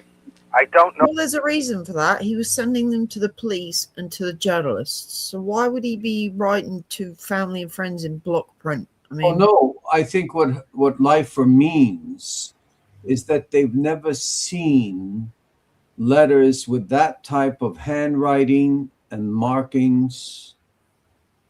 Well, they're not gonna because there's no one like David. That's right. Well, those 2 letters, they didn't match his regular handwriting. That's right. They don't match his regular handwriting at all. Right. And and of course the father is basically really a good man. I mean, he says that his son was always, I think he says, play for everyone. I see it historically now, years later, studying the case. I see it that others are play for Berkowitz. I don't see others manipulating him. I don't. Of course, he could be manipulated with narcotics, but I don't see him being manipulated by way of a mind control or anything like that. What do you think, Anthony? Berkowitz doesn't really strike me as a type A personality. I think that if he wanted to be a part of a group and there was already a certain hierarchy within that group, he probably would have done whatever he needed to do just to be, to be a part of it. But also, I mean, look, it's not unthinkable that he would have altered his handwriting to A, not match his own, and B, to be, somewhat spooky looking and ominous when it appears in the newspaper. So past serial killers too. He was looking into wrote that. Jack the Ripper. But I'd like to know where he got the language and the letters from, because usually when we write, I like to write. I consider myself a decent writer, and when I write, it's the things that I write, the phraseology that I use, and things like that is obviously reflective of many books that I read in my life. Some that I liked more than others. If you read stuff and you like certain language, you're probably gonna reuse it in your own writings or something like that. That's the way I see it. Terms, new expressions. I'd like to know where he got all of those creepy ass phrases from. He was very good at writing, I think. Very, very good. Very good. He was very good. And, you could say that the different calligraphy, if one believes it's all him, the different calligraphy, the different printing, the symbols are no different than a murderer or murderers covering themselves up by just cutting out words that are different shapes from newspapers or a magazine and placing them, taping them on. We've seen that style before, right, Eric? Right. It's the same thing. That is my writing, but I'm taking murder, angel from this newspaper, from that magazine. I'm putting them together, but that's my writing by way of those symbolic words printed already. So, so we could say that, yes, he did write those letters all on his own. Well, he admits it. Mm-hmm. He admits it. And the handwriting expert confirmed that they were written by the same author. So right. But wait, wasn't there a handwriting expert that said they weren't? No, the police. The police. After his arrest, the two public letters were analyzed correctly, and they were of the same person. He admitted to writing them. They seem to be, except the actual writing of the actual letters themselves. I remember taking a look at it and thinking that they looked pretty much the same, but obviously, not unless you look at them right. Believe me, those letters did not look the same for a long time to a lot lot of people. And then, what throws you off is that the first one was written rather sloppily. Mm-hmm. Right. Second one, he took great care to make the lines straight. Right. Yeah. You know why, don't you? Right. Because it was going to Jimmy Breslin. As if he was writing on loose leaf, like on actual lines, because the letters and the words and the sentences are so straight across left to right. And he was sending it to Jimmy Breslin. Right. The first one, the police, it was like a little bit sloppy, a little bit. Yeah, the first one looked like a fourth or third grader or something. He said he had to up his game. And he did. Right, let's get this tape finished. Oh, I had to go through all those letters way back. Yeah. I don't think I may have and I may not. If that would help you, I'll go through it. Would you look through it? Also, let me ask you this. Can you send me a photostatic copy so I could, one of the letters so I can compare it? Sure, what's your address down there? No, send it to Mr. Roop.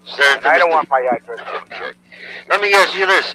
I know that when David was in the service, that he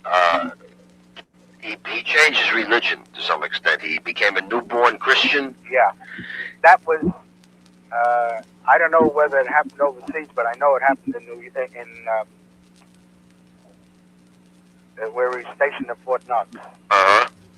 Do you know whether he ever attended any of the church proceedings after he came up here? Up here? Yeah. I don't know. Up here, I know he did. I don't know, but down there, I know he did. Because I know down in when he was in the service, he apparently became a Baptist or a newborn Christian. Yeah, he made a friend there, and he became a Baptist. Mm-hmm. But he's reverted now. He is no longer considered that as a religion. He's Jewish again. Yeah. Mm-hmm. In fact, the Jewish chaplain goes to see him. I see. But you don't know whether he belonged to any temple in the Bronx or in... He never belonged to any temple. How about any of these other, any Baptist organization or any newborn Christian organization up in New York? I believe he had contact with this Jews for Jesus. Do you know where in New York? No, it was in New Jersey. It was in New Jersey? Any I idea? think it was in Englewood. In Englewood, New They Jersey? used to send literature, and I was getting literature for him Mm-hmm. for a long time from somebody out in Long Island, Uh-huh. a church, some church. You don't have any of that material around or any addresses on that, do you? No, I don't. Because I as soon as I got him, I threw him away. Mm. But it all had to do with Jews of Jesus. What do you think could have made him do these things? Or don't you think he did them? I think he did them. You think he did? I'm positive he did it. Mm-hmm. What caused him to do it, I don't know. It may be that when he was the army, he was the only Jew amongst the whole regiment. I was too when I was in the army. Huh? I was the only Jew also. Yeah, but you were stronger willed than he Yeah. was. So he was the only Jew, and people, they must have had an influence on him. I find that fascinating that he thinks that that could be the reason why David did what he did. He was the only Jew in the army. Well, it kind of did mess him up. Well, the thing is that somebody who's Jewish had said to me, and I knew this because I've known, I come from an area that's very Jewish. I'm friends with Jewish people.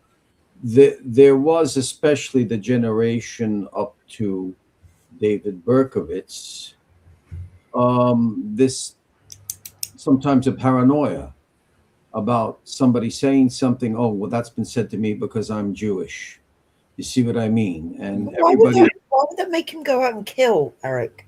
Well, I'm not saying that made him go out and kill. That would be ridiculous to say. But Nathan said, he said, what do you think made him do that? And his first thing he says is he was the only Jew in the army.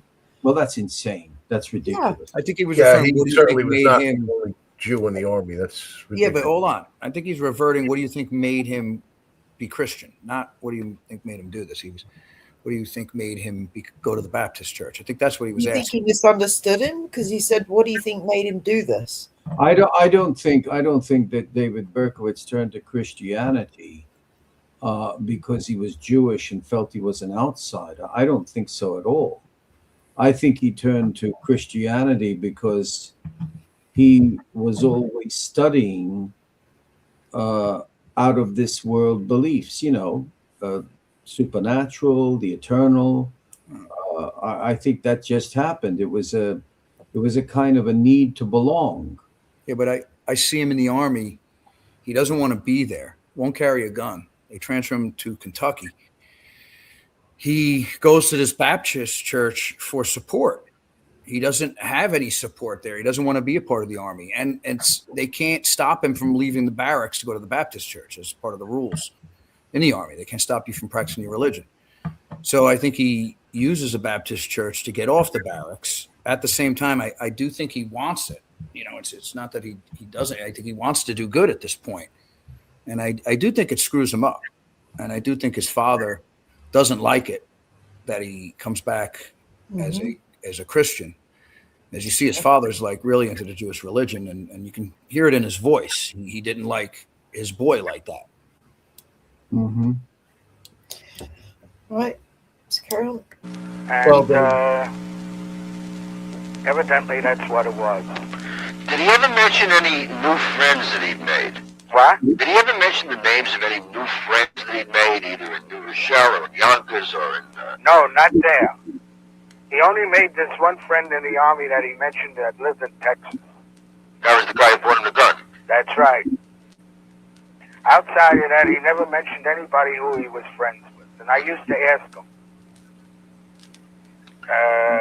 But when he lived on Barnes Avenue already, he used to write me letters. He wrote me a letter. I haven't got it. That when he used to walk down the street, the girls and boys used to spit on him. Now, can you imagine anybody doing that? No, I don't see why they would. Doesn't make sense. Doesn't it? That's why I say he was a very sick boy. But you were still around until February '75. Yeah, but this was this was after I moved, he wrote this. Right, but before you moved down to Florida, he was in Barnes Avenue, and then he had moved to Coligny Avenue in New Rochelle. Did you see him periodically? He used to come to the house when he lived on Barnes Avenue. How about when he moved to the other place, that I was down here already. Well, he moved to New Rochelle sometime around January, February of '75. Well, that must have been right after I moved down here. I see. How did he sound when he came to visit you when he was at Barnes? Normal. No change in his personality. No. Let me ask you this. In fact, everybody that knew him was surprised about this whole thing. Mm-hmm. Because he acted just like anybody else would. Well, that's what all his friends say. They say that it wasn't David. Reno. Yeah. They say David was a different kind of... Yeah. Now remember, he hasn't found out the big lie yet. You know what I mean? Yeah, it started in the Army. It's where it starts to unravel. And here we go. He hasn't found out that his mother's still alive yet. Yep. You know? Good point. And that's one of the biggest things that really caused him to be the son of Sam. 1000%. Yeah, well, Yeah. Well, You say something, man. yeah. Often with serial killers, you know, it's not like when they do their first murder. It's usually not with the mindset of, okay, let me start. Right, fuck it, I'm just gonna do it. I'm just gonna go on a killing spree now. It's not really like they decide to start just committing multiple murders. Usually, the first one is a crime of opportunity, catalyzed by some spillover of emotions, owing to something that has happened and brought them to a tipping point in their life, in their lives with, you know, emotions that have been building up for a long time, right? And they go out and they do something that gives them a release. Well, that's what David said. He said he's like a pressure cooker. And then once that door is open, once they've done it and gotten away with it, then eventually they go back and they look for that release. Yep. Again, at some point, right? And that's how it turns into a spree. Well, yeah, that's why there's a couple of months between attacks, because it's slowly building up, and then. Right, he goes out and he gets his release, and you know, I mean, look, from what he said, I think he said he was, you know, going around every night, but he wasn't doing it so impulsively. No, that he, you know, it was rather infrequent for a killing spree. You know, like the Night Stalker, Richard Ramirez was doing it. Like at one point, he was doing it every night. Yeah, literally. Different personality, right? Different, sure. Different modus operandi. Mm. Different. I mean, then you could take Berkowitz, whether you believe he's alone or not, and you take Bundy and Ramirez, and look at how different Bundy was. Right, very different. Different And you person. look at Bundy. Bundy was very intelligent, very handsome, had no under girlfriends. You know, compare him to David, and they're like chalk and cheese. Mm-hmm. But yet they still did heinous acts. Mm-hmm. Yeah, Bundy was evil. You know, even people who knew him well said he was just evil, narcissistic dude. Berkowitz strikes me as different. He strikes me as a broken soul. Yeah, just hated being alive, and just, you know, just didn't want to be here. Yeah, something triggered him one night, and he went out and did a murder.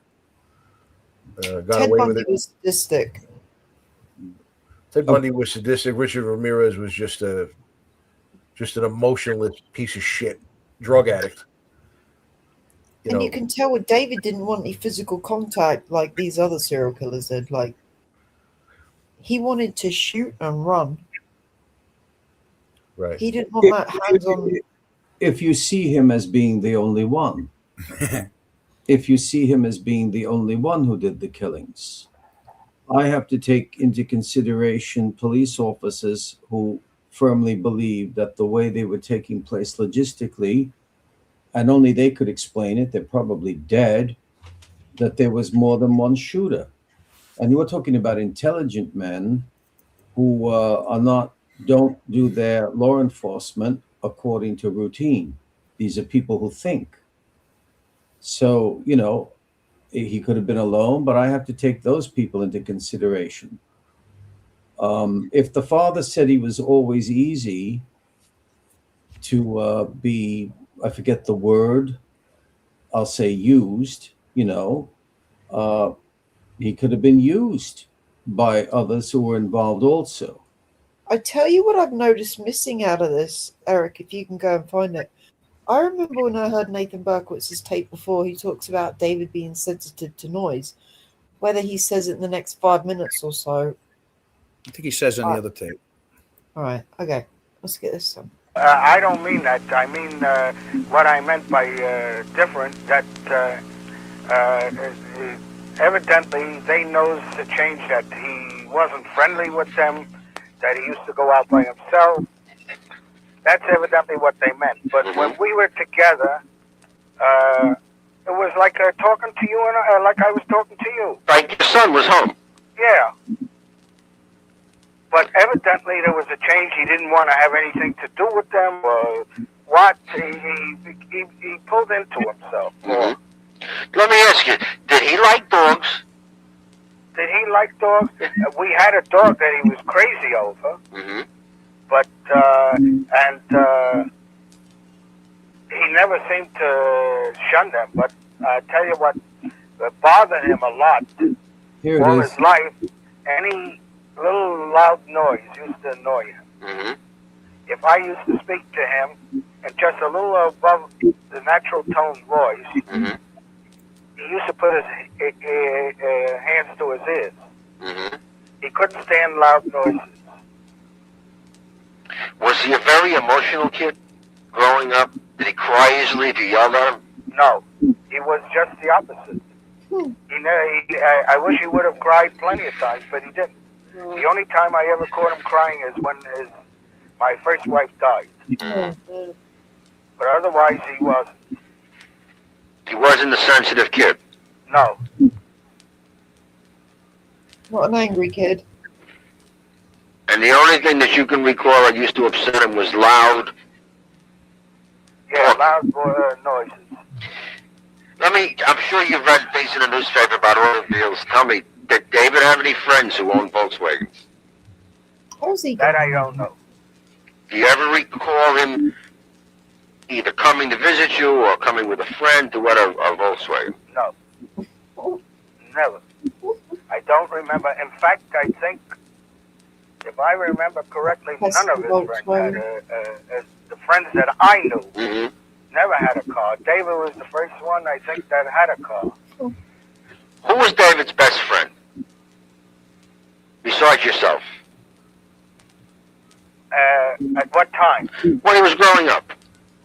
He used to have people down in the building here. Down in our building, he had two brothers, but I forgot their names already. Mm-hmm. John and Michael. But but after they moved away, we started hanging around with some people from school, and some of them I liked, some I didn't, but I couldn't interfere. But I don't remember their name. Then he had a friend by the name of John. I don't know their last name. He lived with his sister somewhere near us. Mm-hmm. He used to go to school with them. He had But a friend, outside of that, his friend Lenny. Did you know his friend Lenny? oh yeah, Lenny also was friends with him. Lenny seemed to be a nice person. I had mentioned to Mr. Rubenstein that I knew that Julia had two children, Diane and another one. Yeah. And that the other child I had heard had committed suicide. Yes. Was that before this whole thing started? Yes. Long time ago. Long time ago. Long time ago. I was still living in New York. And it was before the whole thing started. It must be about, let me think, 11, must be about 10 or 11 years ago. How old a girl was she? She was in, I think, She had two daughters. And she was married and had children. Huh? She was married and had children. Yes, two children. Two children. That was Mrs. Lerner, right? No. Yeah, that was Mrs. Linda. Yeah, I don't know. I don't know what her first name. What was her first name?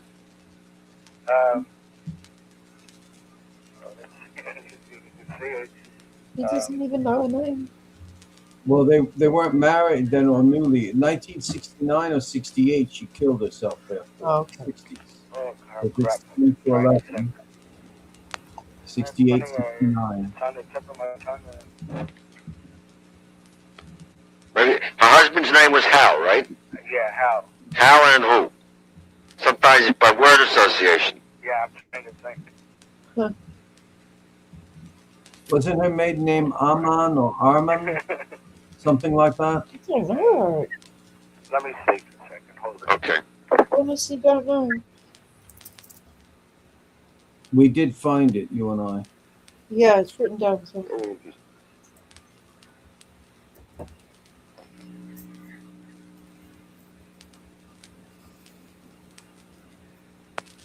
I don't think there's much more of that one. Yeah, throw the other one on real quick. It's only 3 minutes long. And what it costs me to live here now, I never figured it. And I'm in no position to support him. You know, Mr. Berkowitz, the reason I wanted to talk to you is because I want to have a conversation like this. Yeah. We're not trying to hurt anybody. We're not trying to cause any problems. What we're trying to do is either put something to rest, if it belongs to rest, or All to try to come up with I something. can tell you is what I know, and all I ask is please don't interfere with her life. That's all I'm asking you. You want any other questions, I'll answer them. But I don't want her to get hurt. So, why don't you do me a favor? Give me your phone number. I'm not going to bother you unless something No, comes up. I don't Let me want tell to. you I why. got it unlisted. Let me tell you why. Let me tell you why. Why? If I want to talk to you, instead of having to go through Rubenstein, or the woman, what's her name? Johnson. Johnson. It's so much easier if I call you up. Yeah, And but we I'll talk tell for 5 or 10 minutes, and I'm finished in Bartik. If, on the other hand, if I got to go through him and he's got to go through you, then everybody knows I'm talking to you. Yeah, but And I'd no, rather it be as all good you have to do is call them, and I'll call you right back. That's all you have to do.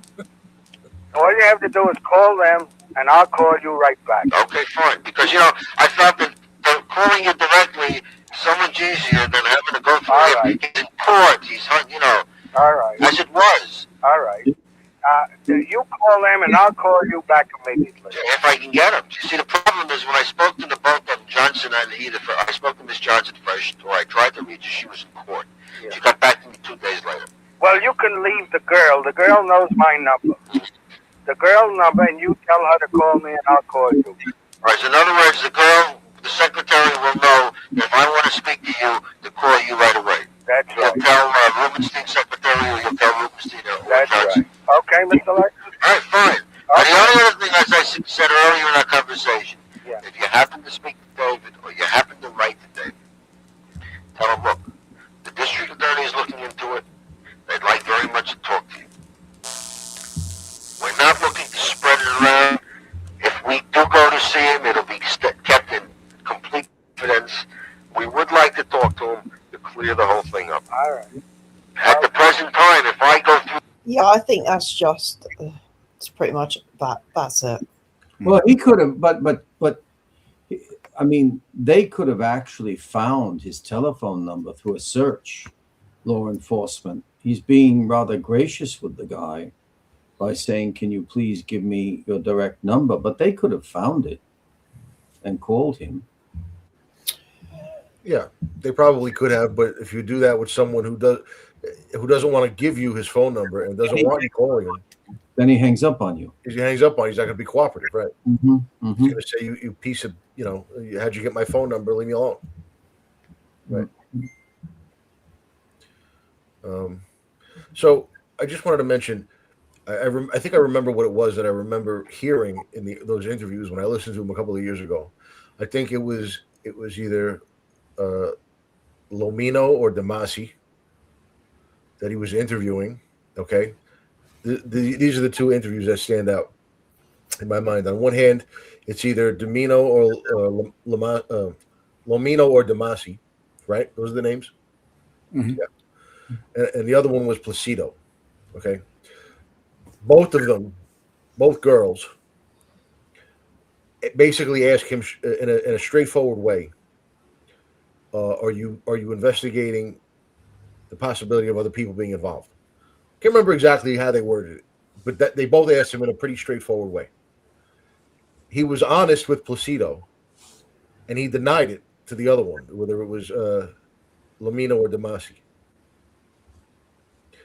Now, I caught that, and what was the significance of it? Well, the way I see it, and this is just my opinion, Placido, he knows, did not get a look at the guy. Okay? And on the other hand, you got the other girl, I think it was, help me out, was it Damasi or Lomino? Jumping up and down. Saying, no, Damasi we see. She's saying, no, it's him, believe me. It couldn't have been anybody else, right? That's Damasi, yeah. Okay. So to that one, he denies that they're investigating the possibility of other people being involved and adds like some sort of a spin to it. Oh, no. We're just looking into blah, blah, blah, blah. I can't remember what he said. But he's dodging it, okay? But to Placido, he admits it. Why? Well, go ahead. With Damasi, she's telling him that it's Berkowitz. If he tells her that they're investigating the possibility of other people having been involved, he's going to introduce uncertainty into her mind about it. Right now, she's certain, which doesn't mean anything because, like we've already been over 100 times, his face has already been all over the TV. So it's suggestive. It's been suggested to her that this is the guy. And now she's jumping up and down saying, yeah, it was him. Okay? If that's what he wants to hear, then what he's going to do is he's going to lie to her when she asks if they're investigating the possibility of other people being involved. He doesn't want to have her start walking back her positive identification. In her mind, it's a positive ID, even though it's no good in the courtroom. He's accepting it.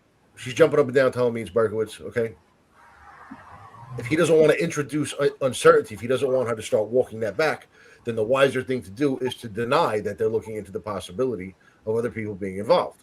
Because now you're going to start raising doubt in her mind. And she might start saying things that cause you as the investigator to have to be involved in this longer than you want to be. That's the way I see it. With Placido, it's safe to just go ahead and tell her, yeah, we're investigating the possibility that other people were involved. Why? Because she hasn't given you an ID. There's nothing for her to walk back. You see what I'm saying? Yes, it's excellent what you said. Now, right. Is it both Damasi and Lomino both, or just Damasi or Lomino who say it's definitely David Berkowitz? One of them says that, right? One of them says that. Neo's telling me that it's Damasi. I think Damasi, but I would have to check. Yeah. Wasn't there two of the victims who survived in court at the time of the arraignment or something? And they actually definitively said that's him. Robert Violante and Damasi. Right. All right. So that's right. Damasi. So he knows that. Leifer knows that. And yet with Placido, he seems to have other information, though. And when he gives her the name of Patrick O'Shaughnessy, she jumps because she's speaking about having gone to a place where they dance, and maybe there are some police officers who dance with the girls at this location. Who's he speaking to now? What? This is Leifer. He's speaking to who? Who's saying this? Judy Placido, or as they say, Placido. Oh, yes. Okay. Yeah, Placido. Yeah. He's saying to her, do you know Patrick O'Shaughnessy? So I think, I don't know if does Damasi ask him? Did you say Damasi asked him, do you think there's other people involved? She asked him, I don't remember if that was the exact language she used, but it was basically that was what she was asking him. Do you think maybe it was somebody else? She might have said, do you think it was somebody else? He was showing her pictures saying, does this look like the guy who shot you? Mm-hmm. No, I don't think he would have been doing that. It's way too late because she already knew it was Berkowitz.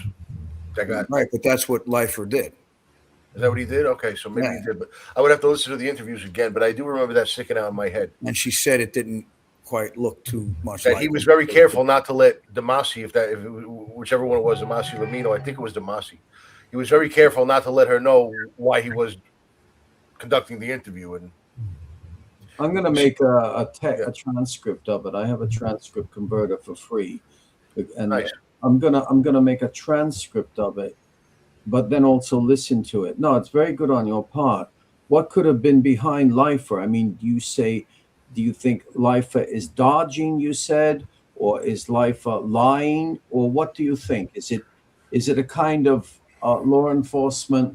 I don't want to use the word trickster, but what would we call it? Strategy. I mean, they all have a strategy. Was it his strategy to feel that she would speak up and say something else than what she has already declared in court? He's the one. Well, like I said, investigators are not unbiased people. They're not machines. They're human beings. Everyone has a personal preference for what they'd like to see. What I'm saying is, the way that played out with those two interviews, it sort of suggested to me that he didn't really want to see the narrative changed. Because he was very careful to protect whatever value her idea of Berkowitz had, even though as an investigator he has to know it doesn't have much, because of the way that Berkowitz has already been suggested to her, simply by way of being on trial in the courtroom and her being there. And it's look, you'd be surprised how many people ID someone else and they're jumping up and down positive, and the guy does 15 years in jail only to be released when the DNA shows that it wasn't him.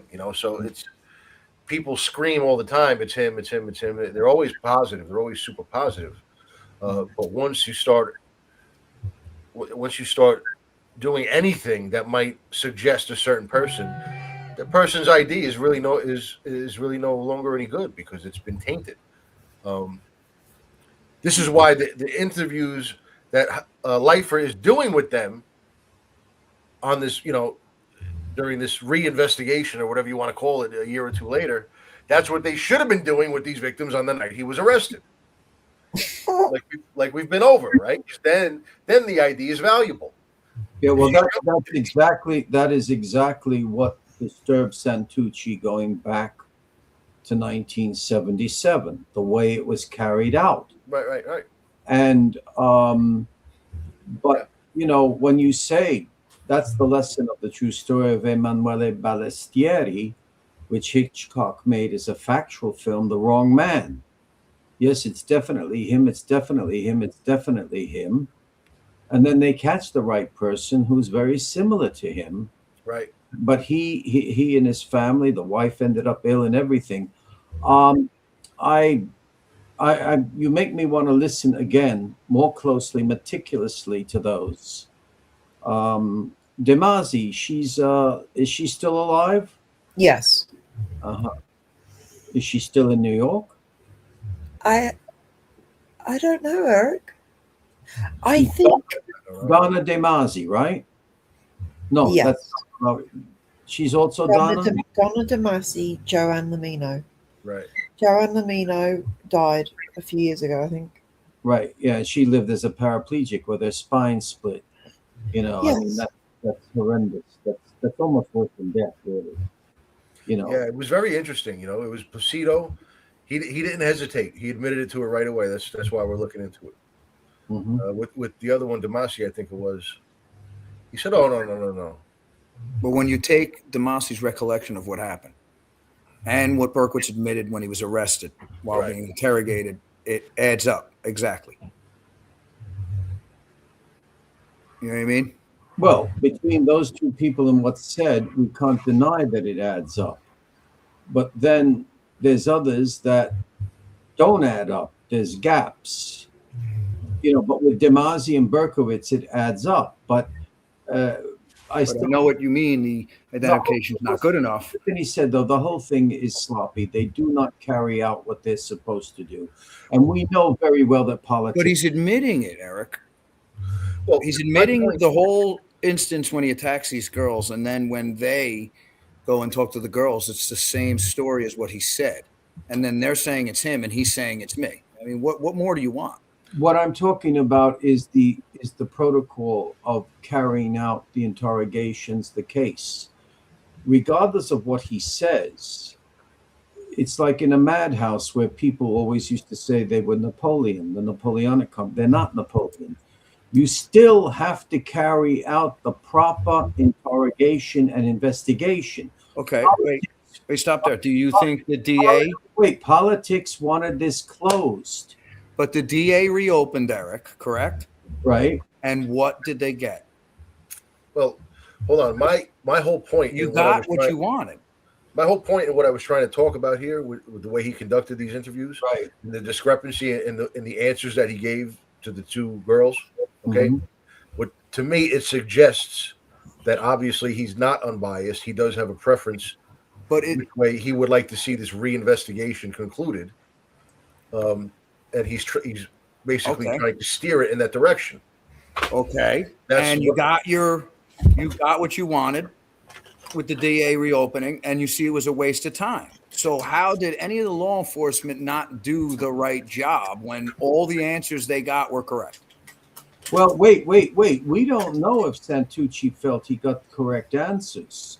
No, I mean the law enforcement that he dealt with, Josh, after he got arrested, that convicted him. That's what I. Joshua Zeman told me that their whole lives in Korea were put online.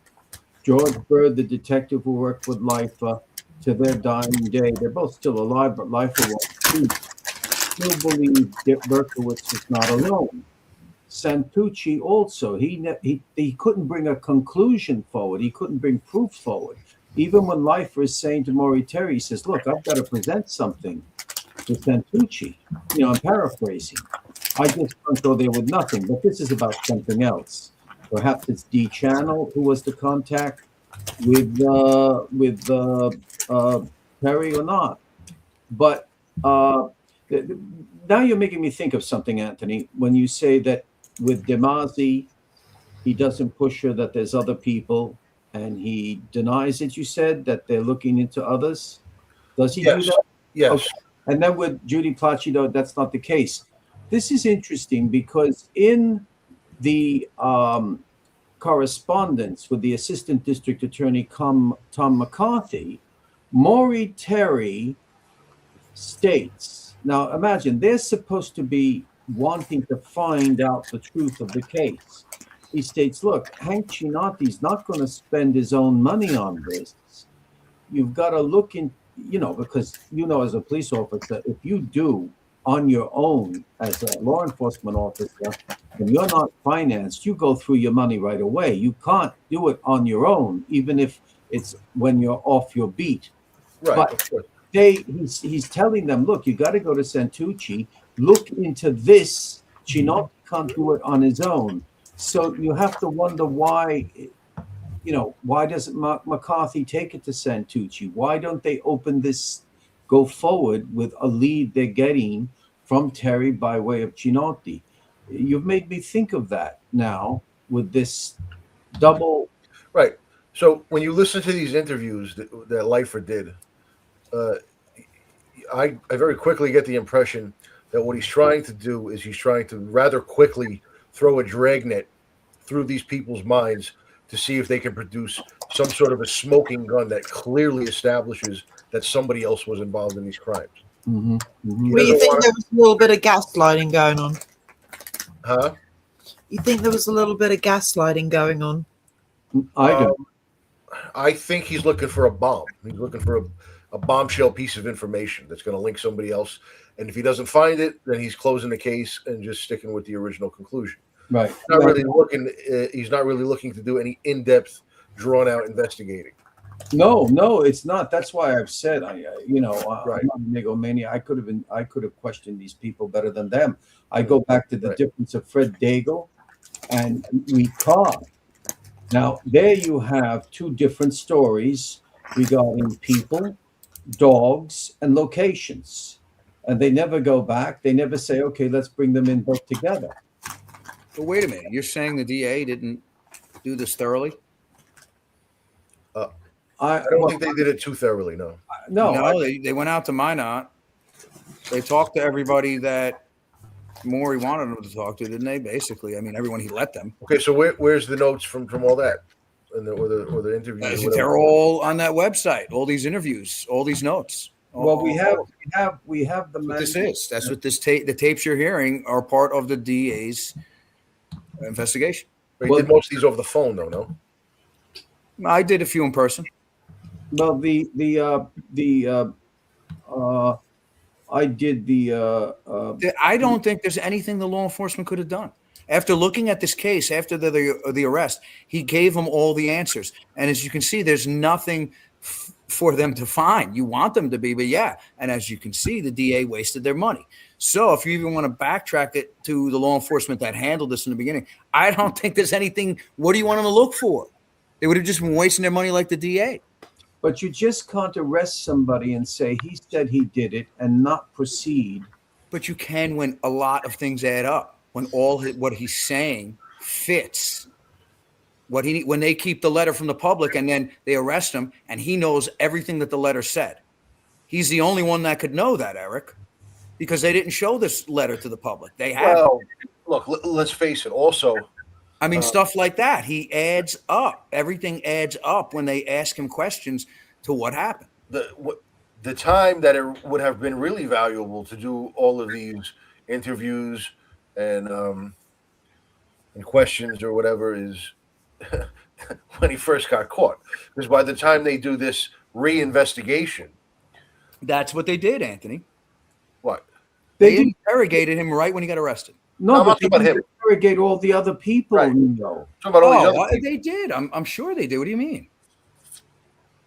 I'm sure the police went and talked to all the victims and everybody they could. They were talking to Speraza after the arrest. There's record of that. Well, if that's true, then this reinvestigation done by the Queens District Attorney's Office didn't do anything new. Correct. Right. Well, that's what I'm trying to tell you. The police did their job. There's nothing to find. Right. So what I was going to say is that in the interim between the initial non-investigation, the night he got arrested, and this reinvestigation or whatever, a couple of years later, in the interim, the two people who were suspected, were most suspected of maybe having been involved, died. Yes. So probably cut off a lot of avenues back to them. You know, goes a knuckleball right down the plate. Right. It's so how useful was it really to even do it? It whiffs to me of a shoe shine. In other words, right. I won't take that away. Those deaths complicated. Yeah. It whiffs to me of let's just do this. So let's do these interviews. Let's do a little bit so we can say we did something. And was Maury not convincing? Convinced a ton of people. I still think that although Leifer has his positive side, I honestly think that they were shallow when they interviewed people many times. Very shallow. I mean, the best interview I heard Leifer ever give of somebody was with Nan Cassara. He understood basically a kind of level of intelligence she had. Great interview. And it's an excellent one. And of course, with time, stuff in that. That's Correct, right. And I found the rest of the interview, and Rena and I were alone after you left. That's the best. But I'm sorry, there's so many gaps and lacunae with their questioning that you say, you would say, well, why didn't you go forward and question this, and this? I get back to Linda O'Connor. Weak card, despite what you think. Why did she speak the way they do? And once again, who are the they? And George Bird just lets it go by? That's ridiculous. That's absurd. Do you think deep down they know that this was all a waste of time and that's why they weren't putting a lot of effort into the I don't think they thought it was a waste of time. I really don't think they thought it was a waste of time. But you could say that the way they did in the end, though, when they didn't come up with anything. Well, Joshua Zeman knows George Bird, and as he told me, and Herbert Leifer, he said they both put their lives and careers on the line, always believing that Berkowitz was not alone. So the only thing I can surmise from that is that they didn't really carry out what they believed properly. Maybe they were shallow. Maybe there was something superficial, and they were working according to routine. So, yeah, you got to understand that to even decide to do a reinvestigation is not something that anybody ever really wants to do, because what you're basically doing is just by the act of reopening the investigation, you're sort of admitting that you didn't do it right the first time. Correct. Right, which they didn't. They must know that. So, which I think they did, though. I do think they did. We got him. He's in there. I don't see anything they messed up. They got the right person. They have all the things that I ran into. What did they screw up? At the end of this, what did they screw up? Airtight. You're supposed to, You want them to look more into this when there was nothing to look into. That's what I'm saying. And then you did look back into it, and you got nothing, but you're still arguing that they should have looked into this more when they arrested him, when they got it right? Because that's the protocol. Yeah, but he confessed, Eric. Right. He confessed to everything. Everything added up. I don't know if they had any leads that didn't match up, I'm sure they would have looked into it. Yeah, I would have liked to have seen him, do some ID procedures, like I said. It's very important. Look, as I said, anybody can confess to something. There's even crackpots while a crime is going on who enter and says, "Hey, I did it." Yeah, but everything he confessed to matched up. I mean, there was no gaps. His tracks were all set by him, and he admitted. Let's just put out a hypothetical, right? How hard is it to imagine the possibility of, instead of saying it was a whole crew of assholes, maybe it was just two assholes. Maybe it was just David and some other dude, right? Show me. All right. Yeah, that's more probable. Hold on. Hypothesis, though. So, say it's some other dude that's involved. Again, just a hypothetical. And he's the alpha of the pair, right? He's calling the shots. Berkowitz is going along and basically doing what he's told. And then when they realize that the gig is up, Berkowitz's car has been nailed. The guy tells him, "You're going down for this. Mention me. I'll find your father. I'll cut his head off." Like something like that. Now, what if they do ID procedures that night and they show Berkowitz and nobody IDs him? No, I don't see the guy. He's not here. You see what I mean? So a confession is good, but it doesn't have as much value as most people think it does, because there can be a lot of reasons why a person will confess to something they didn't do. So it's great to have one, especially when you have other evidence lined up, like the gun. I get it. I mean, the case is strong, but this is why you do ID procedures. You make it airtight. His fingerprints were on the letters, the gun, nobody else's. All his stuff he admitted to, added up by the people involved. That's how you know that isn't that strong evidence in confessing, and then that matches the story. But I agree with you that when Demasi says the story, it's the exact same thing as what he says. They don't collaborate together. So what do you want? I don't understand what you want. Sure, nobody's saying that he wasn't. She admits it. Nobody's saying that he's not guilty as shit, Berkowitz. Right. What we're trying to figure out all these years is trying to assess the possibility that somebody else may have been involved. His fingerprints being the only ones on the letters don't rule out that possibility. The only thing that's going to rule it out definitively is ID procedures done the night of the arrest. Yeah, the definitive. It's like, let me put it this way, Neo.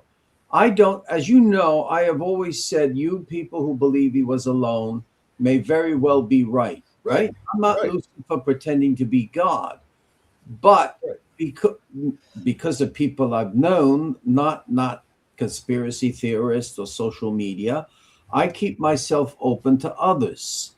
I don't deny anything you're saying, Neo, but I'm saying that I have found, and this is Anthony's point, that if there are proper procedures, and we're dealing with life that's been taken, or life where you have a man with a bullet and a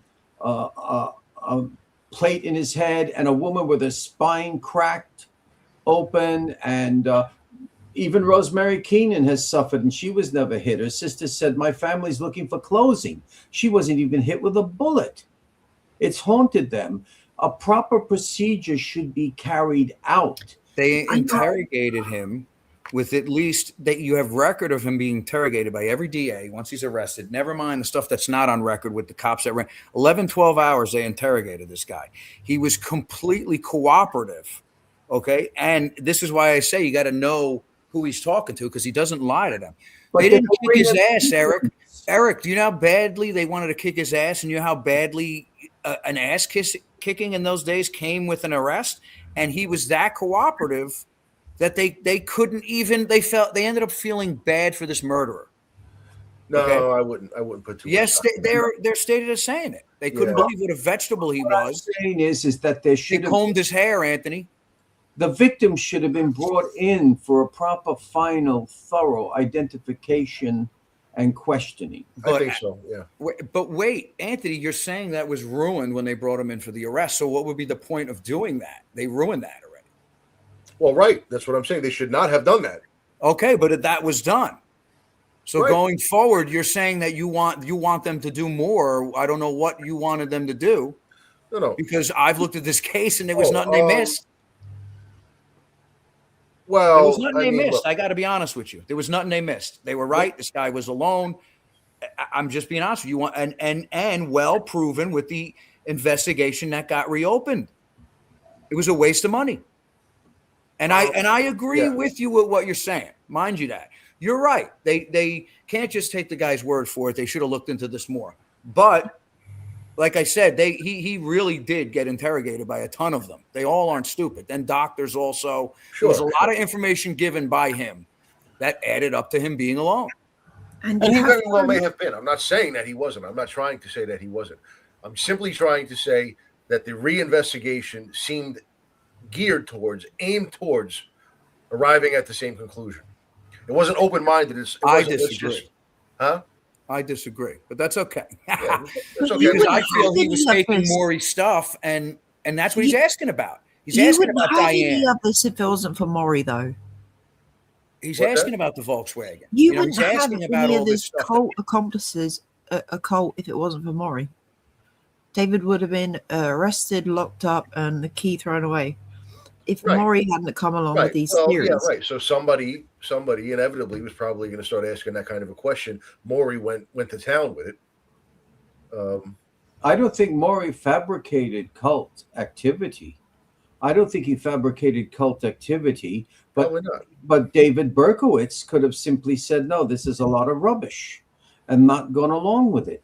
He looks to me what we're looking at these days with the Yeah. recent videos. He was saying that, Eric. Why, in a few places. why does I mean, I know from the son of a law enforcement officer who was like family with Edward Zigo, that after the case was over, Zigo and this young man's father, who didn't do the Son of Sam, he could have done it. Instead, he was going after the extreme revolutionaries that was going on at that time. They were very disturbed about the case, and they said, never speak about this case. Just never talk about it. Leave it shut. That brings forth suspicions. Right. You can't help being suspicious out of sympathy.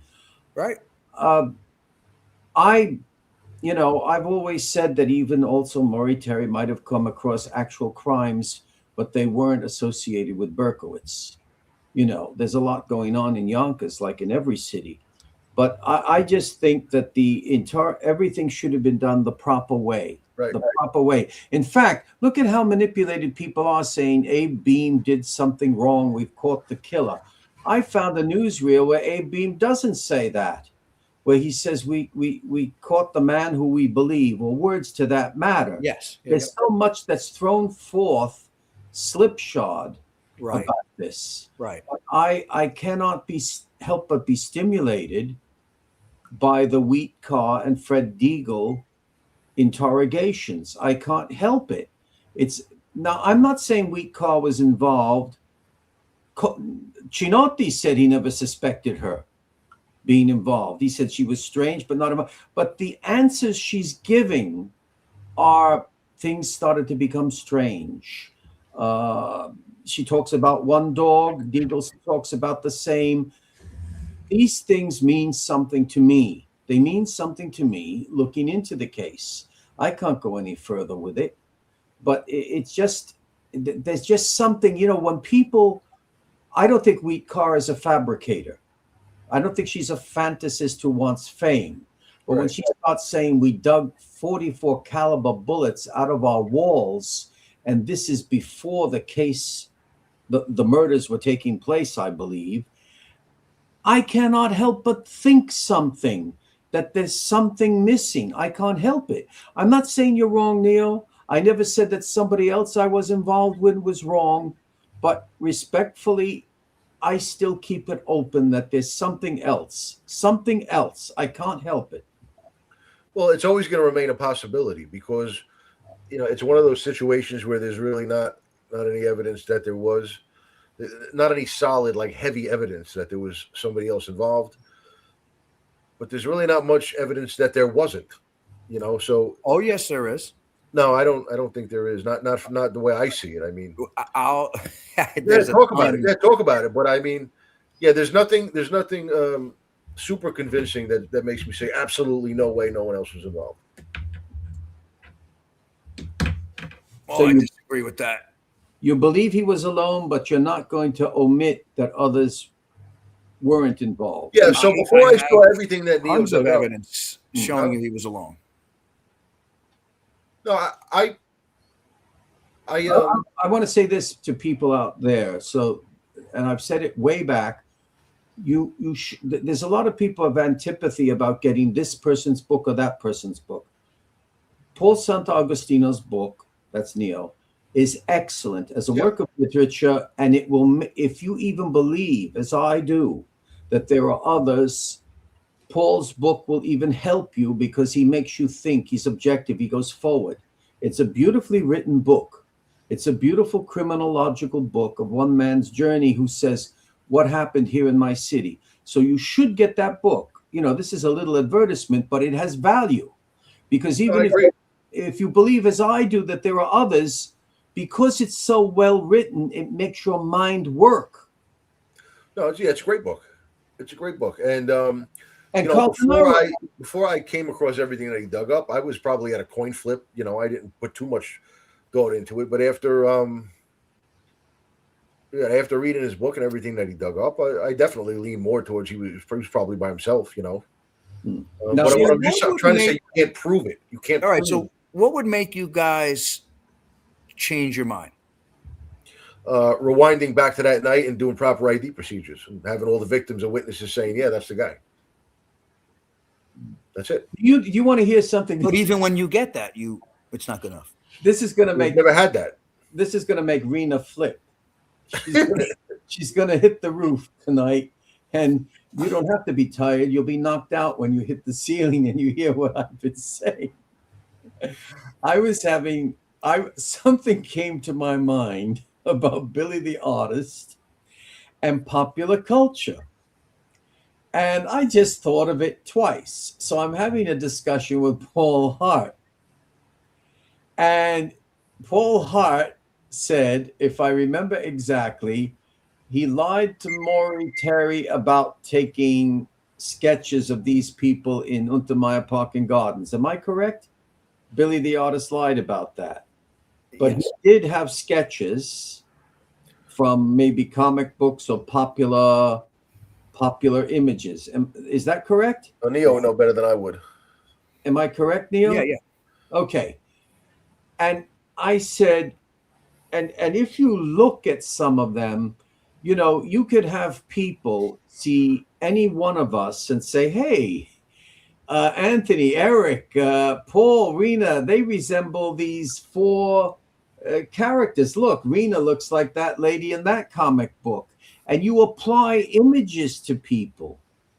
And, it's not the total truth, but you take Mr. Creeps, and then you take a photo I have from a newspaper where somehow the photography would sometimes elongate in photography at some time, taking a film and putting it in a paper. Every now and then, a person's head, the chin could almost look extended like this and turn with a larger head. I even have a photo of my father like that that's in the newspaper. It doesn't look like Dad.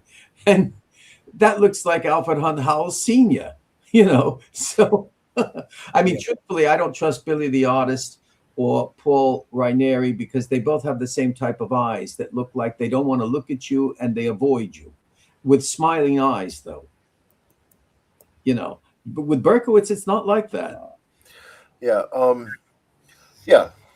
I mean, I just don't give the same weight to his confession that you do. You know, the Paul. Yeah. Yeah. Well, I give it a lot of weight. I don't give it absolute weight. I mean, the guy's depends who he's talking to for me. Huh? It depends who he's talking to. I No, know I you don't- wouldn't I don't- call him a liar because you have him lying at places, but I have him telling the truth in a lot of places But how do you know what the truth? I mean, you know, like because of the person he's talking to. what's that got to do with anything? Because well, when you have Maury going in, you're not going to get any truth to the case. You can see that. That's not my fault. That's what's there. But when you have law enforcement going in, when he got arrested, everything is the truth in that interrogation. You know, except for his trying to push the Sam. Well, that's the very question we're asking. You see, a guy could tell law enforcement seriously, I didn't murder. I never murdered. They believe him. They can't find anything. And he's sitting at a bar, and he's cultivated the friendship of a stranger. And suddenly, because of his ego, he'll say, yeah, I murdered that girl. But they never thought I did. I got away with it. That happens. That happens. Yeah, again, this is not a rational person we're talking about. Yeah. David Berkowitz, his words, his confessions, his anything that comes out of his mouth doesn't hold the same weight. You know, as a person who is an upstanding person who is past proven reliable, as we like to say in cop speak, past proven reliable, someone who is known to be an honest, truth-telling person. This is a guy who they just dragged in after, you know, they suspect him of having randomly murdered. What was it? Six. And shot 7. Random people. I mean, like, how much stock do you really want to put in what these guys telling you? And I get that they did want it. They wanted to put a lot of stock in it because they wanted to spike the football. But I just think that they should not have put as much stock into it as they did, and they should have sought corroboration from people who had already been on the record telling them that they saw the shooter. Mm-hmm. And you know, it just came to my mind. I don't think did they question D Channel, Rena? Who? Did the No. Queens District Attorney's Office question D Channel? No. Oh, you see, now that I find strange. Why didn't they investigate D Channel? They got out of North Dakota to investigate. Because she wasn't around during the murders. Yes, but she has a correspondence with him.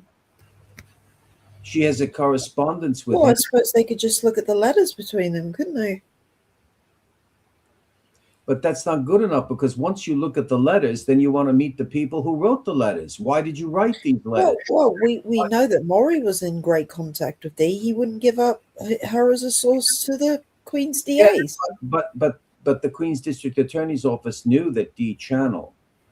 Yeah, but they didn't know that she was one of Maury's contacts, and Maury wouldn't give them her name. But Rena, she was David Berkowitz's contact. I don't know, Eric. I don't know. That's the whole point. If you're going to go out to North Dakota and you never knew that Tom Turkey Taylor and Christine, I forget her name, it's a Germanic name, I think. There's never been any mention that the two of them knew David Berkowitz, but you're going to speak to them, or you could speak to D Channel. Well, guys, as much as I would love to continue this, it is 12:30 here in the UK, and I've got to be up at 6 a.m. Mm-hmm. All righty. Okay. So we'll cut it. I guess we'll get to the second. Give my regards to your father, Anthony. What's that, Eric? Give my regards to your father. I will. Thank you. I love your law enforcement analytical mind. And I love all your minds. And yes, I love all your minds also. Neo, you have exact information. Never think I'm discarding you. You know that. No, this is discussion. I'm not discarding. I don't discard anybody. anybody. I just want to see evidence. That's all. That's Mm. all I like to see is evidence. I hear you. That's it. Yeah, somebody tried to tell me that Berkowitz frequented a place, Old Sayers, in Old Bridge, New Jersey. But I don't know how true that was. I mean, we can never know. Obviously, all of us in life travel here, there, and everywhere, you know. But Save that for next time. yeah, I know, because years later, supposedly Parker Fate and somebody's frequenting there. So who knows? But that's what I was written. That was written to me. It's not me. All right, a great show. And Anthony, you made me want to re-listen and make transcripts of these. Yeah, listen to those two. I think it was Donna Damasi and I know it was Judy Placido. The other one, I think it was Donna Damasi. Mhm. I'll listen to them again too before the next time I come on. Maybe we could go over them one day. Yeah. Are we going to stay on after the stream just to say goodbye outside of stream? Yeah. Yeah. Okay. I don't want to say something on the air. Okay. Thank you. All right, for fellas, the good stuff. open chat. Good stuff. Yep. God See you bless. I'll soon. see you soon. All right. Peace out. Mhm.